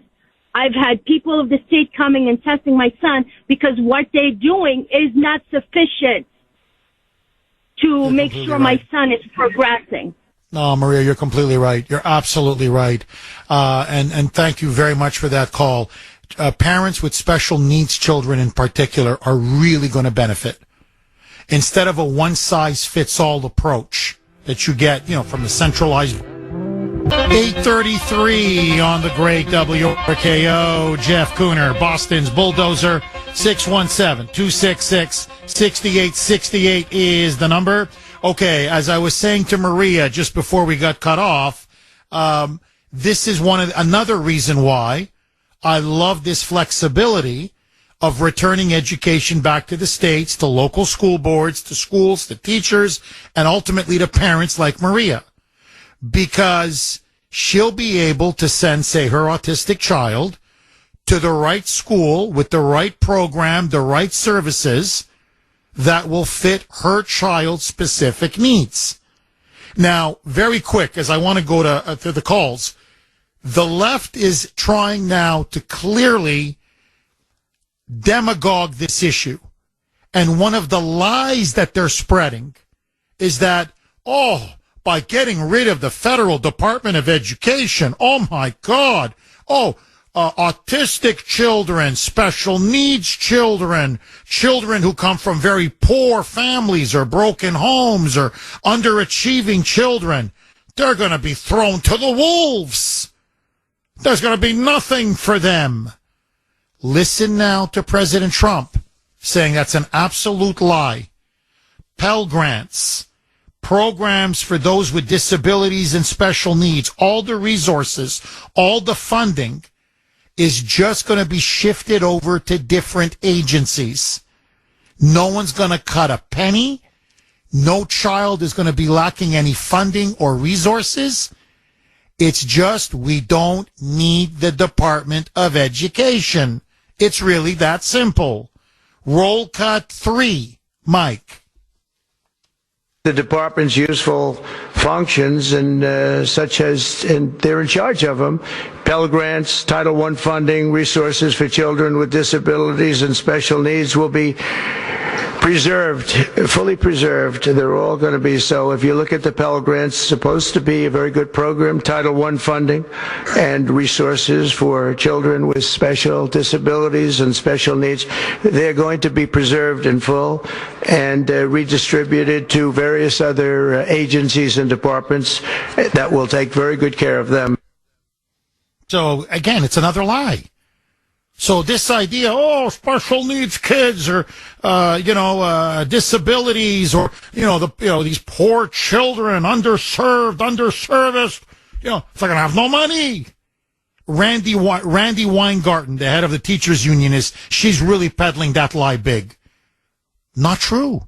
Completely not true. You're going to have more, I'll tell you, here's what's going to happen. You're going to have even more money to spend on education, to give for vouchers to parents, to develop these programs for special needs or those who need more help or children that maybe come from more poorer backgrounds or maybe they don't have the same advantages as children from, say, more affluent or middle-class families. So why? Because you don't have all these bureaucrats sucking up and eating up all the money and lining their pockets with these outrageous salaries. So, in fact, it's the exact opposite. It'll give you even more bang for your buck. Anthony in Michigan. Thanks for holding, Anthony, and welcome.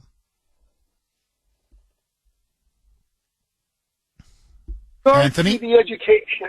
Go ahead. Yeah, I hear you now. Go ahead. In regards to education, when I moved here to Michigan in the 90s, it sort of became something I noticed as legislation and corporate mandates in terms of the CAD systems you use and ISO 9000. It made it harder and harder for startups to enter the automotive industry. So with that said, our dear friend in Ludlow will have greater competition to spend those dollars because there won't be the leviathan in D.C. to stop her.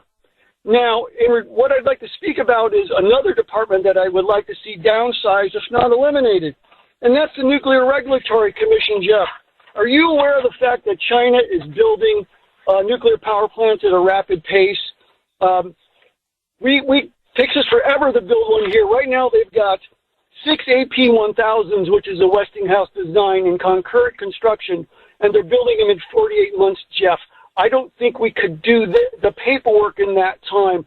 And this is an issue because if you want AI and an EV infrastructure, and we're truly going to go that way with those vehicles, we need to charge them. Windmills ain't going to do it. Solar will help, but we need nuclear power.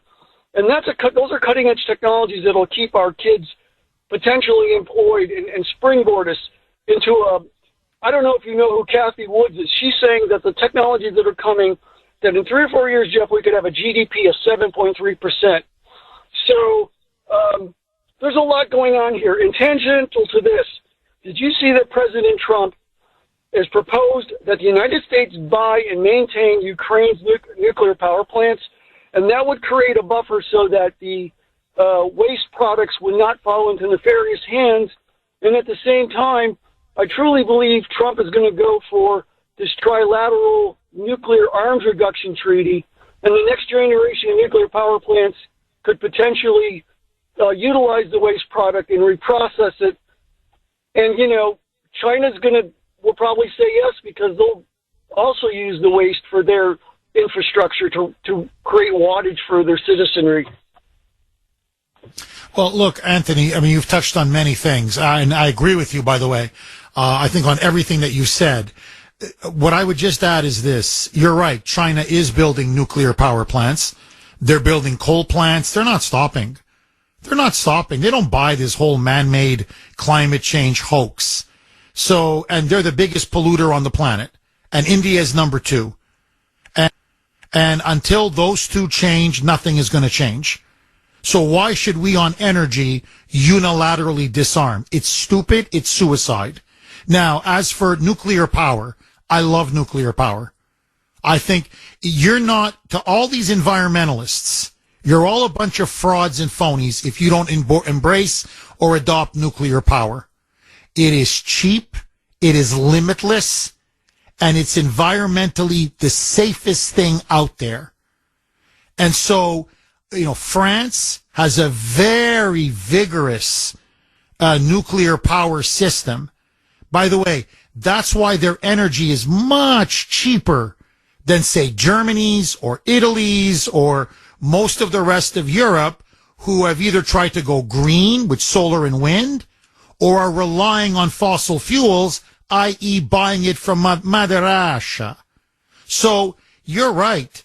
There is so much red tape, so much bureaucracy, so many rules and regulations. Forget China.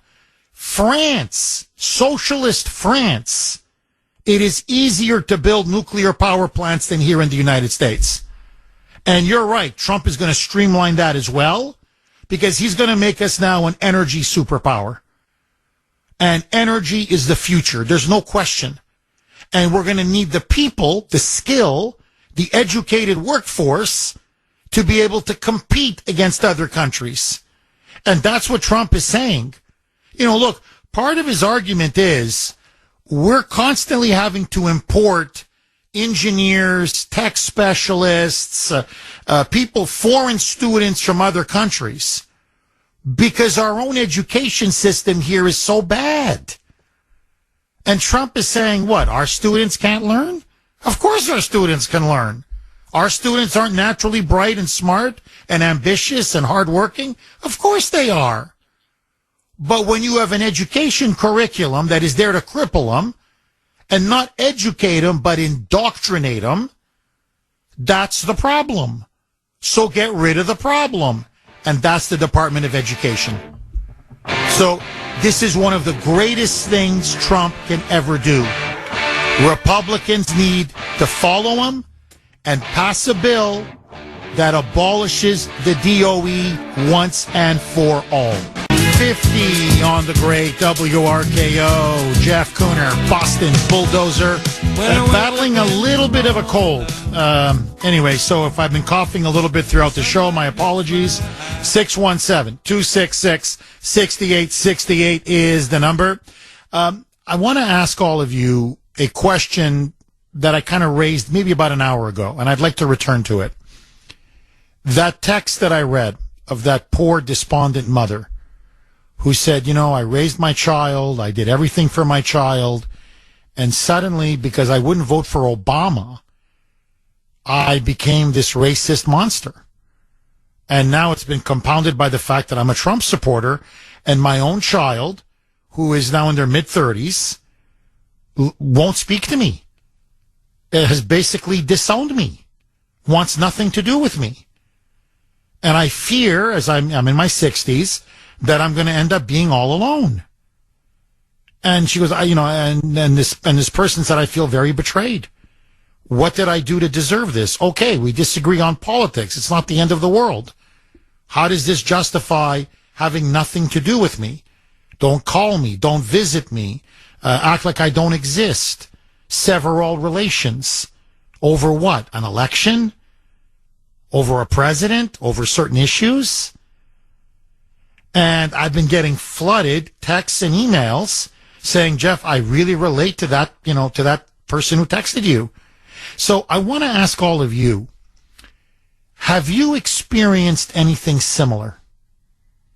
Whether it be from your children or your grandchildren or siblings, or in other words, people who to me have clearly been brainwashed by the education system, high school, college, university. As the texter said, the brainwashing just never stops. And they all come out, and they come out like AOC. Or like Bernie Sanders. And they don't, and the brainwashing just never ends. And to me, one of the great things that Trump is doing is by putting a stake into the heart of the Department of Education, he is going to cut off for the radical left one of their most important sources, vehicles of their cultural power and of their ability to indoctrinate God knows how many people, how many students, how many of our children and kids. And the damage, not just I'm talking about for the country, but on a personal level, has been immense. It's destroyed families. It's destroyed relationships. It's pitted parents against children, children against their parents, siblings against each other. I can't tell you now, at least a dozen emails. Jeff, I voted for Trump. My children said I'm not worthy of having access to the grandkids. They're literally using the grandkids to punish us because we decided to vote for Donald Trump. That we're such Nazis and monsters and racists that they don't want us to, quote unquote, pollute their children. That's the term that's being used, pollute their children. That's Marxist indoctrination straight from the schools. The media, of course, they play their role.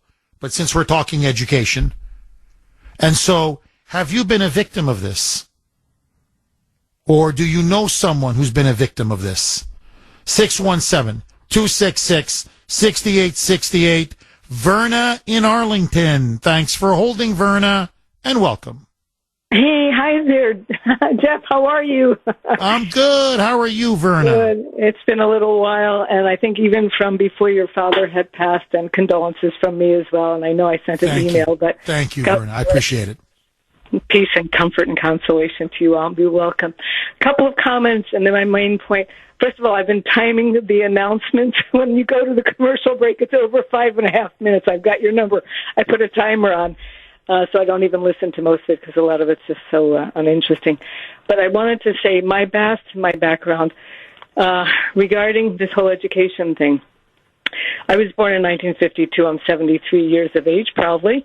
And when I was in high school, and then I went to, as you know, I've shared before, I went and I studied in the Soviet Union, Soviet Armenia to be specific, back from 69 to 73. And I was actually called out by some of the people from Eastern Europe that came to study there and other people that had really good quality education from those various countries. And they said that the American education back then did not measure up and was not good, that we didn't even study the classics, which was true. I mean, I was in high school in the 60s, and we didn't study the classics or the classic novels or the authors. And I think that was even before the Department of Education that you're referring to. And by the way, affectionately by some people in the Christian world, they call it the Department of Indoctrination, by the way, indoctrination. I'm so glad that they're getting rid of it, but they've got to get even better, even on statewide, for the, the principles and the quality that needs to be put out there for us to even come close to equaling some of the European countries and other countries with good quality education. And I just want to put that out there. And then remind people of the movie The Giver that came out a long time ago with Jeff Bridges and Meryl Streep in it, that shows what happens when we come under control of this kind of globalist Illuminati, satanic sort of governance that's going on. So I just want to say thank you for everything that you share every day. God bless you and your family and everybody. And if any, thoughts in response to that, go ahead. I'm listening. So thank you, Verna. I really appreciate it, and Godspeed, and thank you for that call. No, look, to me, as you're talking, I'm saying, look, here, this is going to be one of the unintended consequences. Trump is not going to deliberately trying to do this. He doesn't want to cause more people to leave blue states. But what's going to happen, and these things take time, it's going to take a couple of years, when all the money and the power and the authorities return to the states and to the school boards, to the teachers, and ultimately to the parents, you're going to see red states are going to be educating their kids. The test scores are going to go up. But it's not just that. The indoctrination is going to end. This poison that they've unleashed in our children's minds is going to end. And what you're going to start to see is a rush of people leaving blue states. People usually leave for two reasons. Or three, I guess. One is retirement, obviously. Okay, many people say, I want to retire. They like to go someplace warm, and they leave. The other two reasons are economic, jobs. I can't find work, or I got a better job offer, whatever, and I go to a state. But the other one is for your children. And look, I'm very happy. Don't get me wrong. I love working at iHeart. I love being Boston's bulldozer. I plan to be here, God willing, knock on wood, for many, many years. But if there would be one thing that would entice me to leave, really leave, is if I could go to another state and no transgenderism being rammed down my children's throats, no wokeism, no constant, climate change and this radical green socialism they keep trying to indoctrinate my kids with, all of that, critical race theory, all of this crazy identity politics. And you mean my child could actually have a normal and not just a good education, but a normal education? And I don't have to worry that I send my kids to school or college, they're going to come back talking like Barack Obama or Kamala Harris and hate my guts and want nothing to do with me because they've been convinced that I'm the second coming of Adolf Hitler by their crazy Marxist teachers? I mean, that's literally what's happening. So, yeah, that would be a massive incentive for me to leave. Of course. And look, I want to protect my children's privacy, okay? But let me just say this. I've noticed over the last couple of years, and by the way, they have some excellent teachers. Both of them, as you know, have issues regarding learning, and that's why we sent them to the public school, and the teachers are great. But the overall culture, the influence, I've seen it on my own kids. I've seen it. They're always asking questions about bisexuality, homosexuality, transgenderism. They know stuff that no children their age should know. And they're constantly confused. Over and over again. My son, who's a very good kid, Ashton, I'll just give you an example, is obsessed with getting an electric vehicle. And, look, I'm a defender of Tesla. You know that. But I'm like, but Ashton, why? He goes, I just hate gas. I go, but why do you hate gas? I don't know. I hate it. I hate oil and I hate gas. You mentioned that and I get very angry, Dad. Because he's being taught at school over and over and over again that fossil fuels are evil. And, he's convinced, and it's not through me, it's not through Grace, it's not through our church, I'll tell you this. It's not through our friends. It's not through our family. Our family's fairly conservative. It's only coming from school. That the world is going to come to an end. And that the planet is going to burn up and that we're all going to die. Now, think how traumatic that is. He's 15 now, but he's been hearing this now since, he's 11, he's 12, he's 13, he's 14.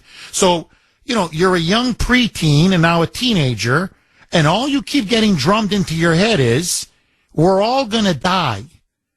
And the planet is going to, go up in flames because of those evil Republicans and those evil capitalists and fossil fuels, oil, natural gas. Now imagine that day after day after day, the trauma on these kids. Like, in other words, the planet's going to be over. We're all going to, the world is going to end in 20 years, whether we like it or not. You know how that messes a child up? Now, he hears the other side from Grace and I, and, but what I'm saying is, like I said this to Grace a couple nights ago, how did it suddenly become that I've got to deprogram my child? In other words, they're programming him, indoctrinating him, and then he's got to come home, and then I got to deprogram and de-indoctrinate. Like, why am I at war with my society and my culture all the time? Instead of being reinforced, I'm constantly being attacked and undermined. And so this is going to be a seismic change when Trump finally achieves this victory, God willing. Because you're going to see so many parents are like me. So many parents are like you. We just want our children to have a normal education. It's really that simple. We don't want them propagandized. We don't want them politicized. We don't want them being brainwashed. And so it's going to be if New Hampshire really takes off with this, states' rights on education, and people are like, Jeff, you got it. Schools up there, no wokeism whatsoever, Jeff. Really? Nah, none of that stuff. No transgenderism, no critical race theory. They're not pushing politics in the classroom. It's just reading, writing, math, civics. Oh, Jeff, it's a normal school. Normal education, normal students, normal teachers. It's all freaking normal, Jeff. I may sell and go. I mean, I think it's going to be too late. I mean, too late in the sense that my kids will be off to college by then. So that's a different set of problems. It's going to take a few years for this transition to happen. But if I'm a younger parent or with younger children, that's a big reason why I'm going to move. It's a huge reason. So I think unintended, I don't think it's intended, I think blue states are going to lose even more people now because of this. It's not just the taxes. It's not just the regulations. It's not just the illegals. It's not just the crime. New York, people are leaving. California, people are leaving. Massachusetts, people are leaving. This is going to make even more people leave. 617-266-6868. Just my opinion. Hal in New Hampshire. Thanks for holding, Hal, and welcome. Hey, Jeff, how you doing? Hey, there's a book I have. It's called The Formation of the Union Under the Constitution. It was published by the United States Government Printing Office during the Roosevelt administration, 1941. And they have a Q&A in the book. And there's a question that says, what role does the federal government have in education? Oh, no, I said, is education mentioned in the Constitution? And the answer was, no, none. It is reserved to the states. So nothing's changed since 1941. There's been no amendments added that gives power to the federal government. So Trump is just simply doing what Franklin Roosevelt said in a book that they published back in 1941. Oh, Hal, you're completely right. I mean, look, there is no federal right to education in the Constitution. And you know better than anybody, there is a 10th Amendment, which is great. God bless. I love the 10th Amendment. That's correct. And many states and state constitutions do say, well, yeah, we want to educate our kids. Fine, no problem. Let the states and the local school boards and schools and teachers and parents educate their children. Great. So you're dead on constitutional grounds, on moral grounds, on intellectual grounds, on pro-child grounds. Really, if you want what's best, not just for your kids and my kids, I don't see one child benefiting from the department. Really, seriously. Honestly, Hal, you know me, I'm a conservative and a constitutionalist. But, you can always find something in some socialist federal program where you go, okay, a few people are helped here, a few people are helped there. Overall, it's not worth it. But yeah, okay. I don't see one child being helped because of this. The only people that I see benefiting from this, without question, are the unions, Randy Weingarten, who, by the way, is she going to go to Ukraine now? She's protesting this like crazy. Is she going to go to Ukraine now, Hal, for the third time and show solidarity with that crook Zelensky? Because, maybe she should work on education in Ukraine because she's destroyed it here in this country. But let that go, Hal.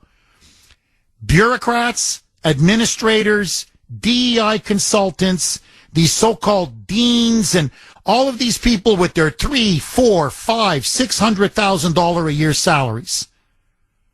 They're the ones that are going to lose from this. It's benefiting them, their pocketbook. But to me, I don't think there's a single child, black, white, brown, Jewish, Asian, Catholic, I don't care. Rich, poor, it doesn't matter. No child is helped by the Department of Education. Am I wrong, Hal? The Department of Education is nothing more than the political arm of the National Education Association, which has been it's a very radical labor union and has been for many, many years. And that's really what it benefits. It benefits the NEA. So I'm delighted. I know that it hasn't been completely abolished. I think I just went to their website. It said it's been cut in half, and I think it still takes an act of Congress, but this is a really good step, defunding and zeroing out the Department of Education. Amen. But it's incumbent upon us. We're homeschoolers. We never got a dime from the department, any federal money, and we love it that way. And I want to also mention my late friend Sam Blumenfeld. He was a pioneer in the homeschool movement.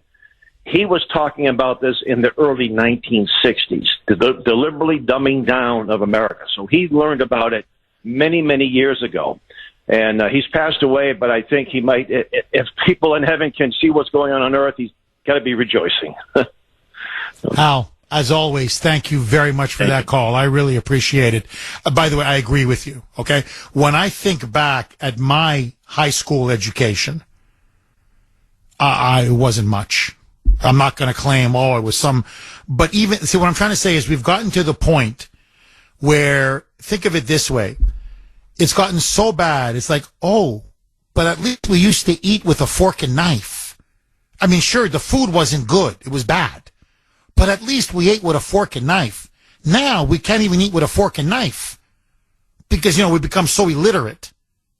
So, I did have to read Shakespeare, this is in high school. Nothing, whatever, Macbeth or one Shakespeare play.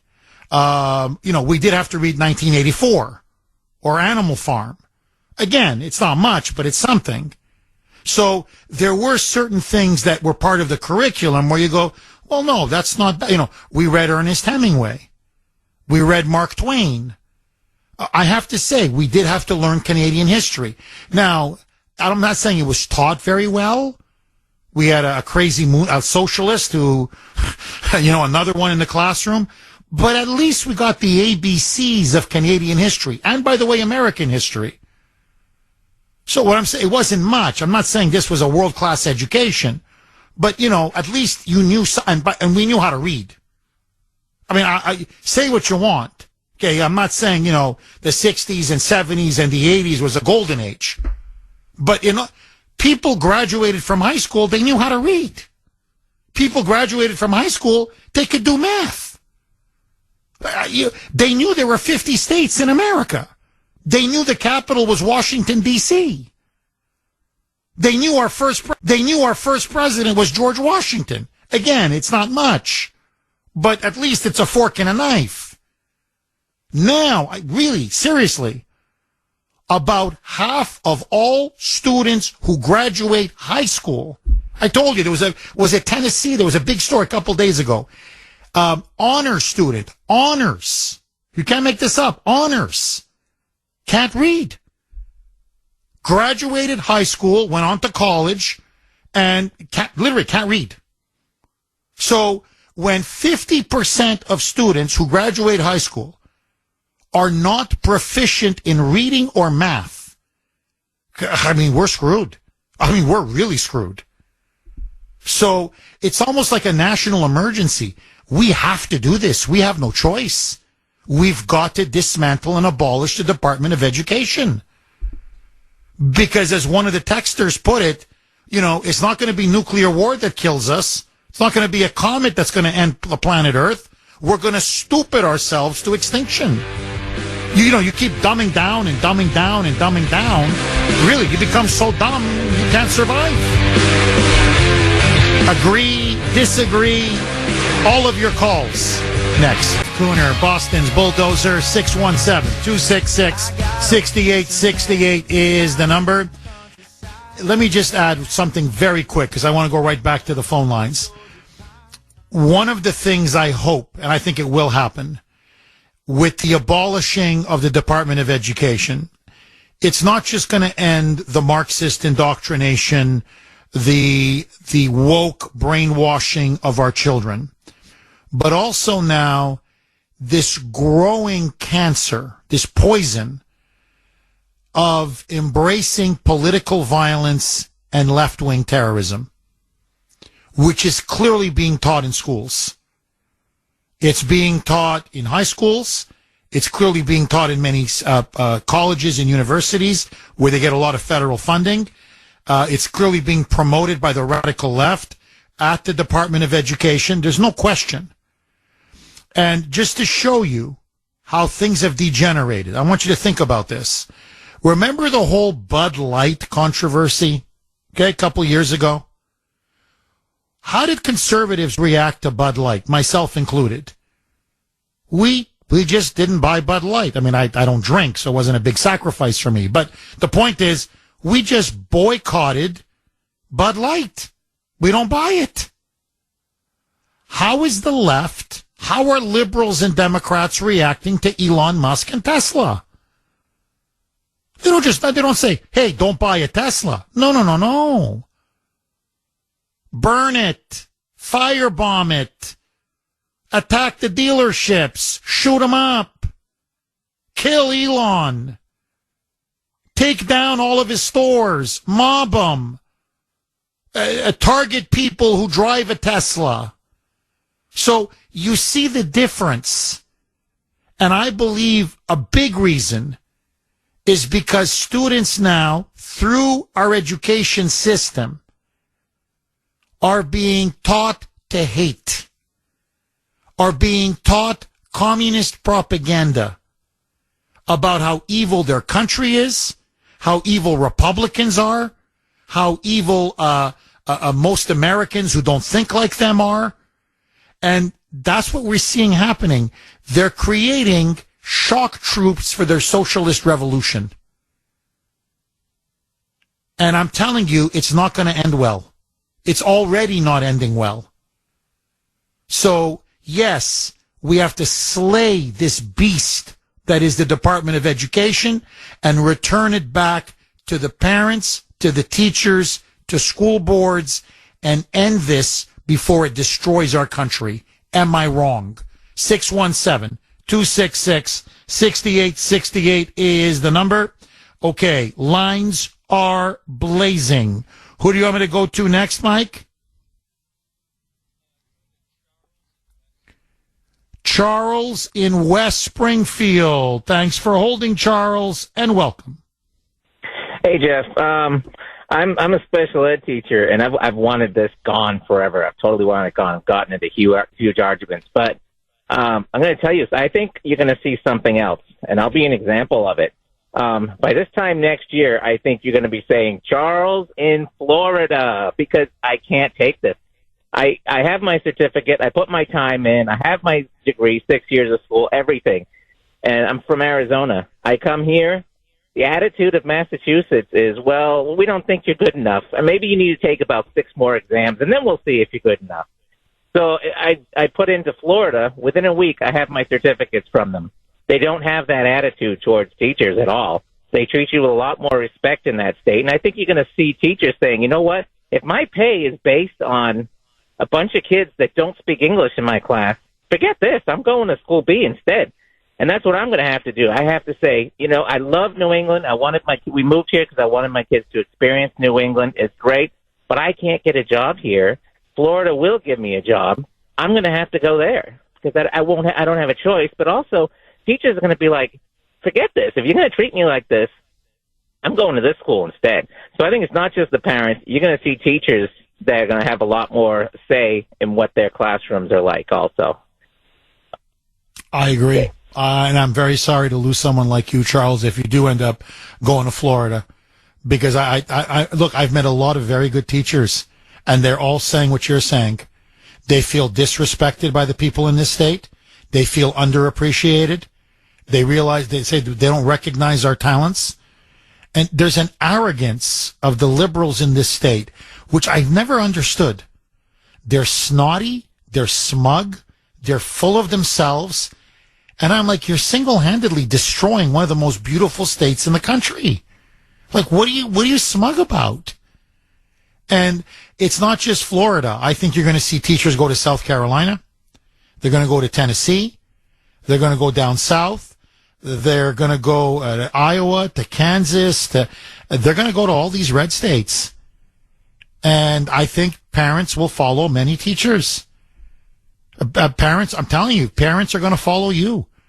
if you have a special ed child, you want to be taught by somebody like you, who obviously cares, who obviously gives a damn, who's obviously invested in his students, who's ambitious, motivated, wants to be there, and wants to make a difference. So I agree, Charles. This is going to in a good way, this is going to revolutionize our country. And the blue states and the blue school districts are going to have to make a decision very soon.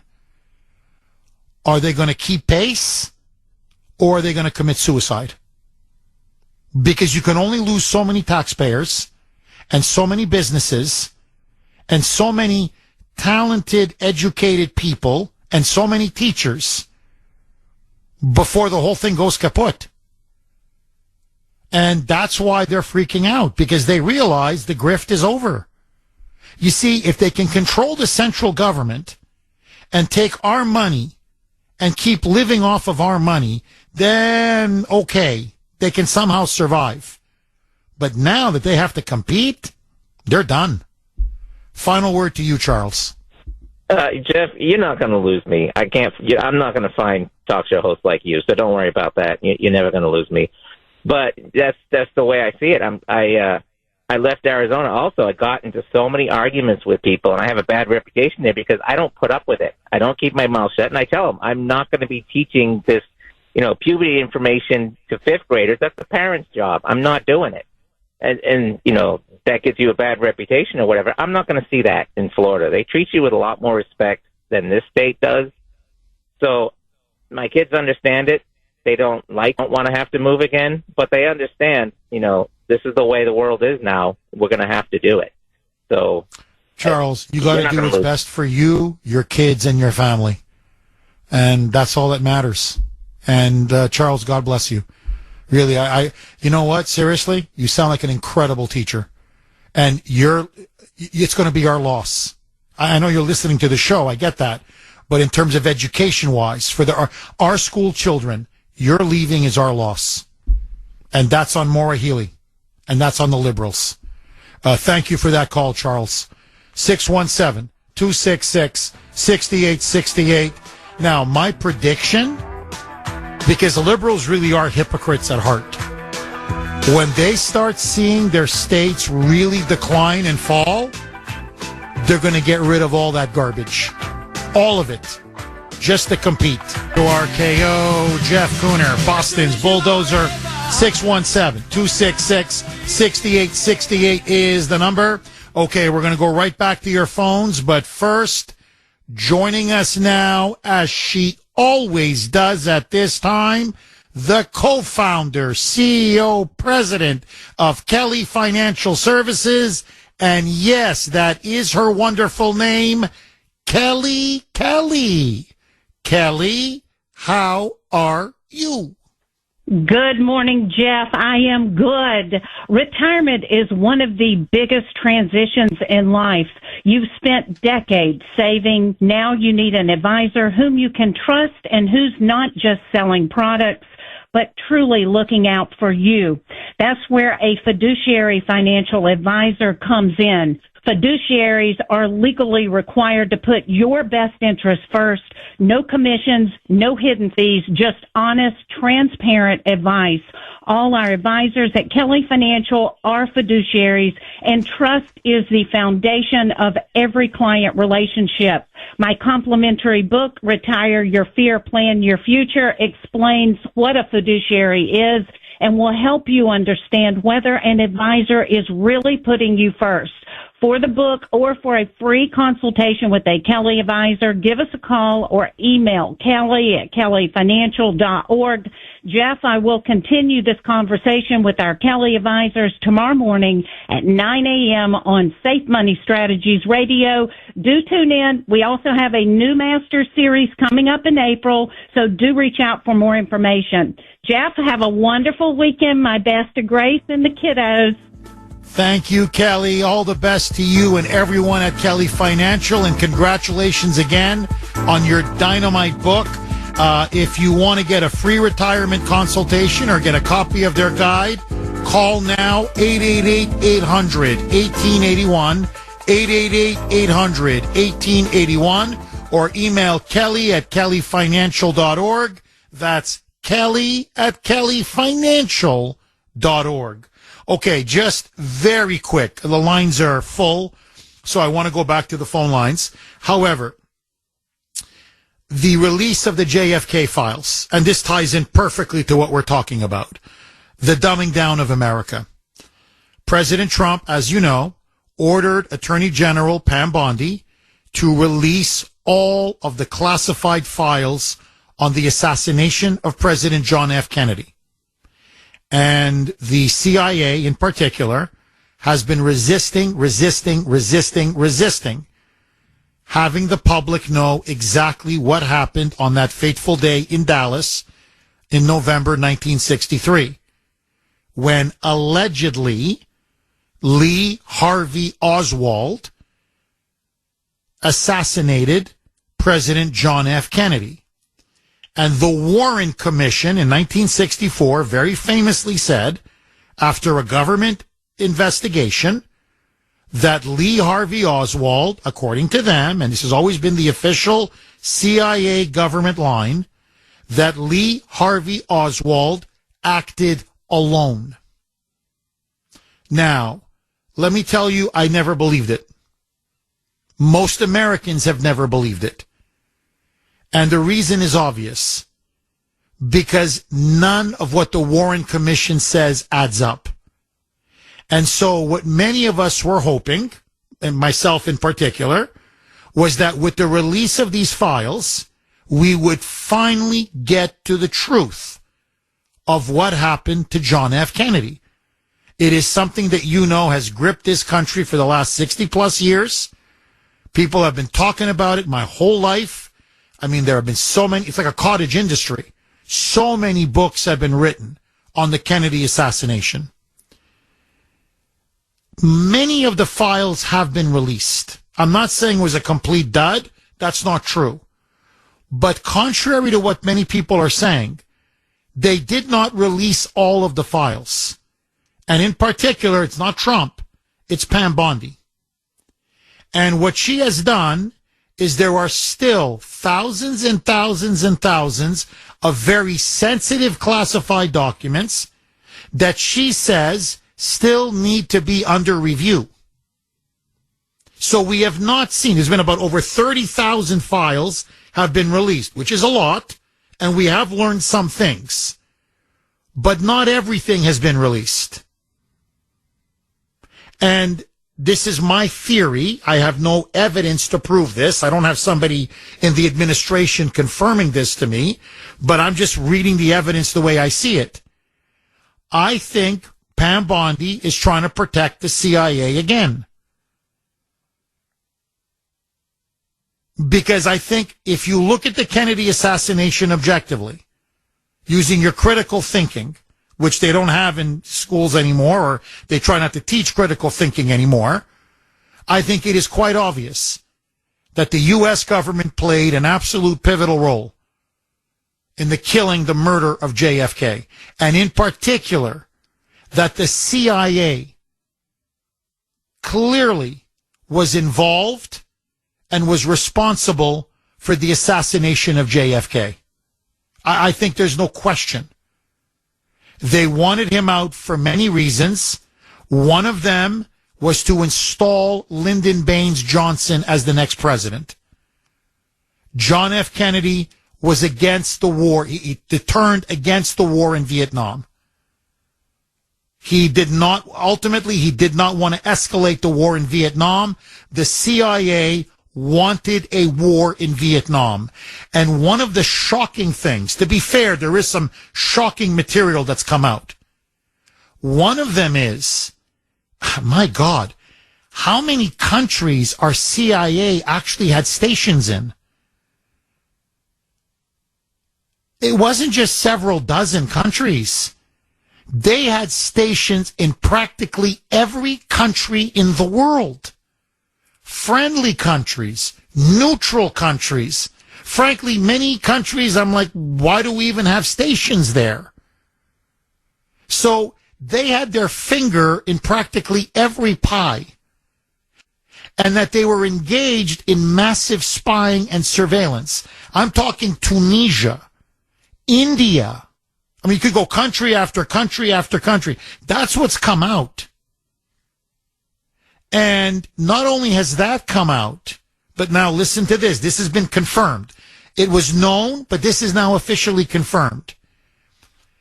Lee Harvey Oswald was a communist. Okay, there's no question about that. Lee Harvey Oswald actually, now remember, this is the height of the Cold War. Okay, the height of the Cold War. Lee Harvey Oswald got a visa to go visit then the USSR, Soviet Union. And when he was there, he was with the KGB. He was under the auspices of the KGB. He began to do target shooting, just target practice. And the CIA, in these documents now that have been released, say the Russians can't believe what a horrible shot this guy is. This guy couldn't hit the side of a barn. And furthermore, so he's a horrible shot. Horrible shot. Furthermore, listen to this.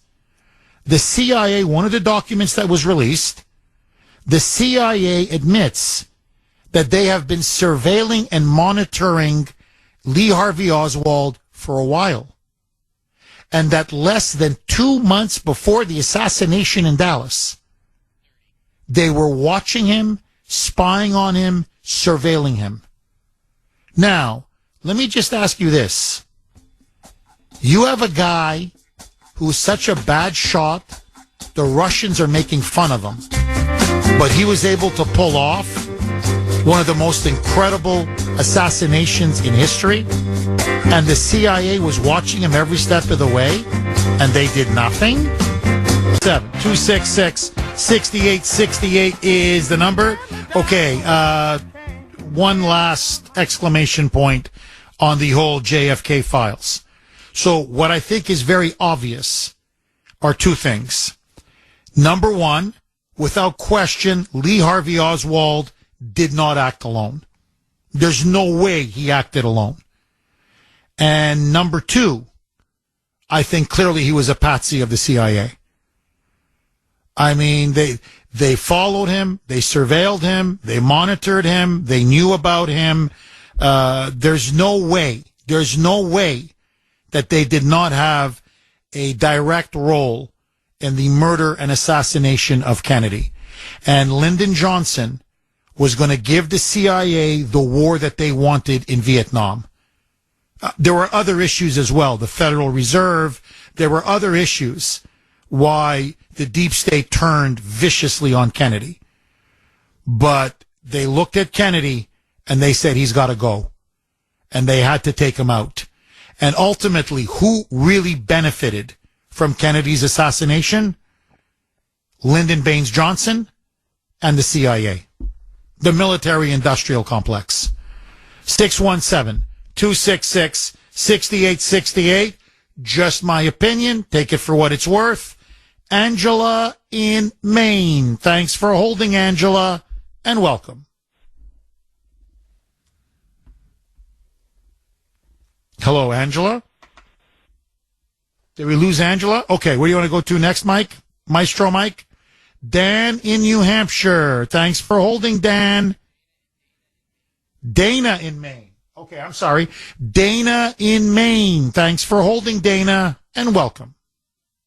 Hey, Jeff, good morning. Long-time listener, first-time caller.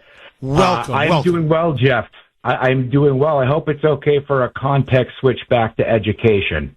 Sure, go ahead.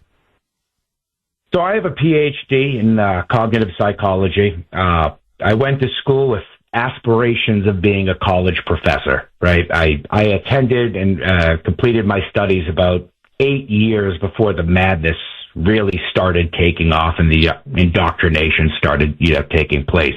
But I had altruistic intentions of studying and learning and eventually teaching others about the human brain and behavior.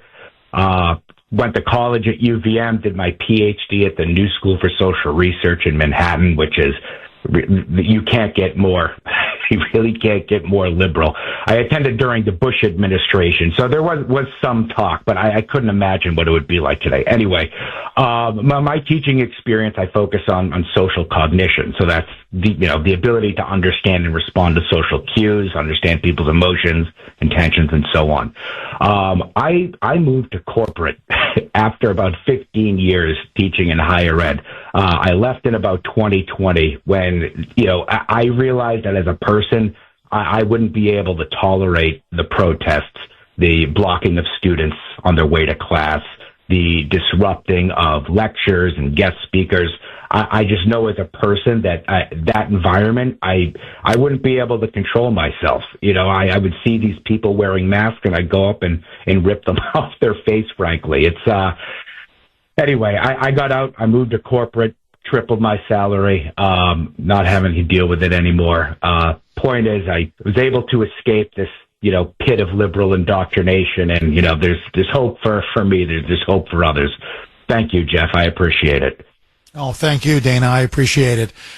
Look, education has bled talented people like Dana for decades now. People who want to teach, would be amazing teachers, highly intelligent. Look, he's making a ton of money in corporate America.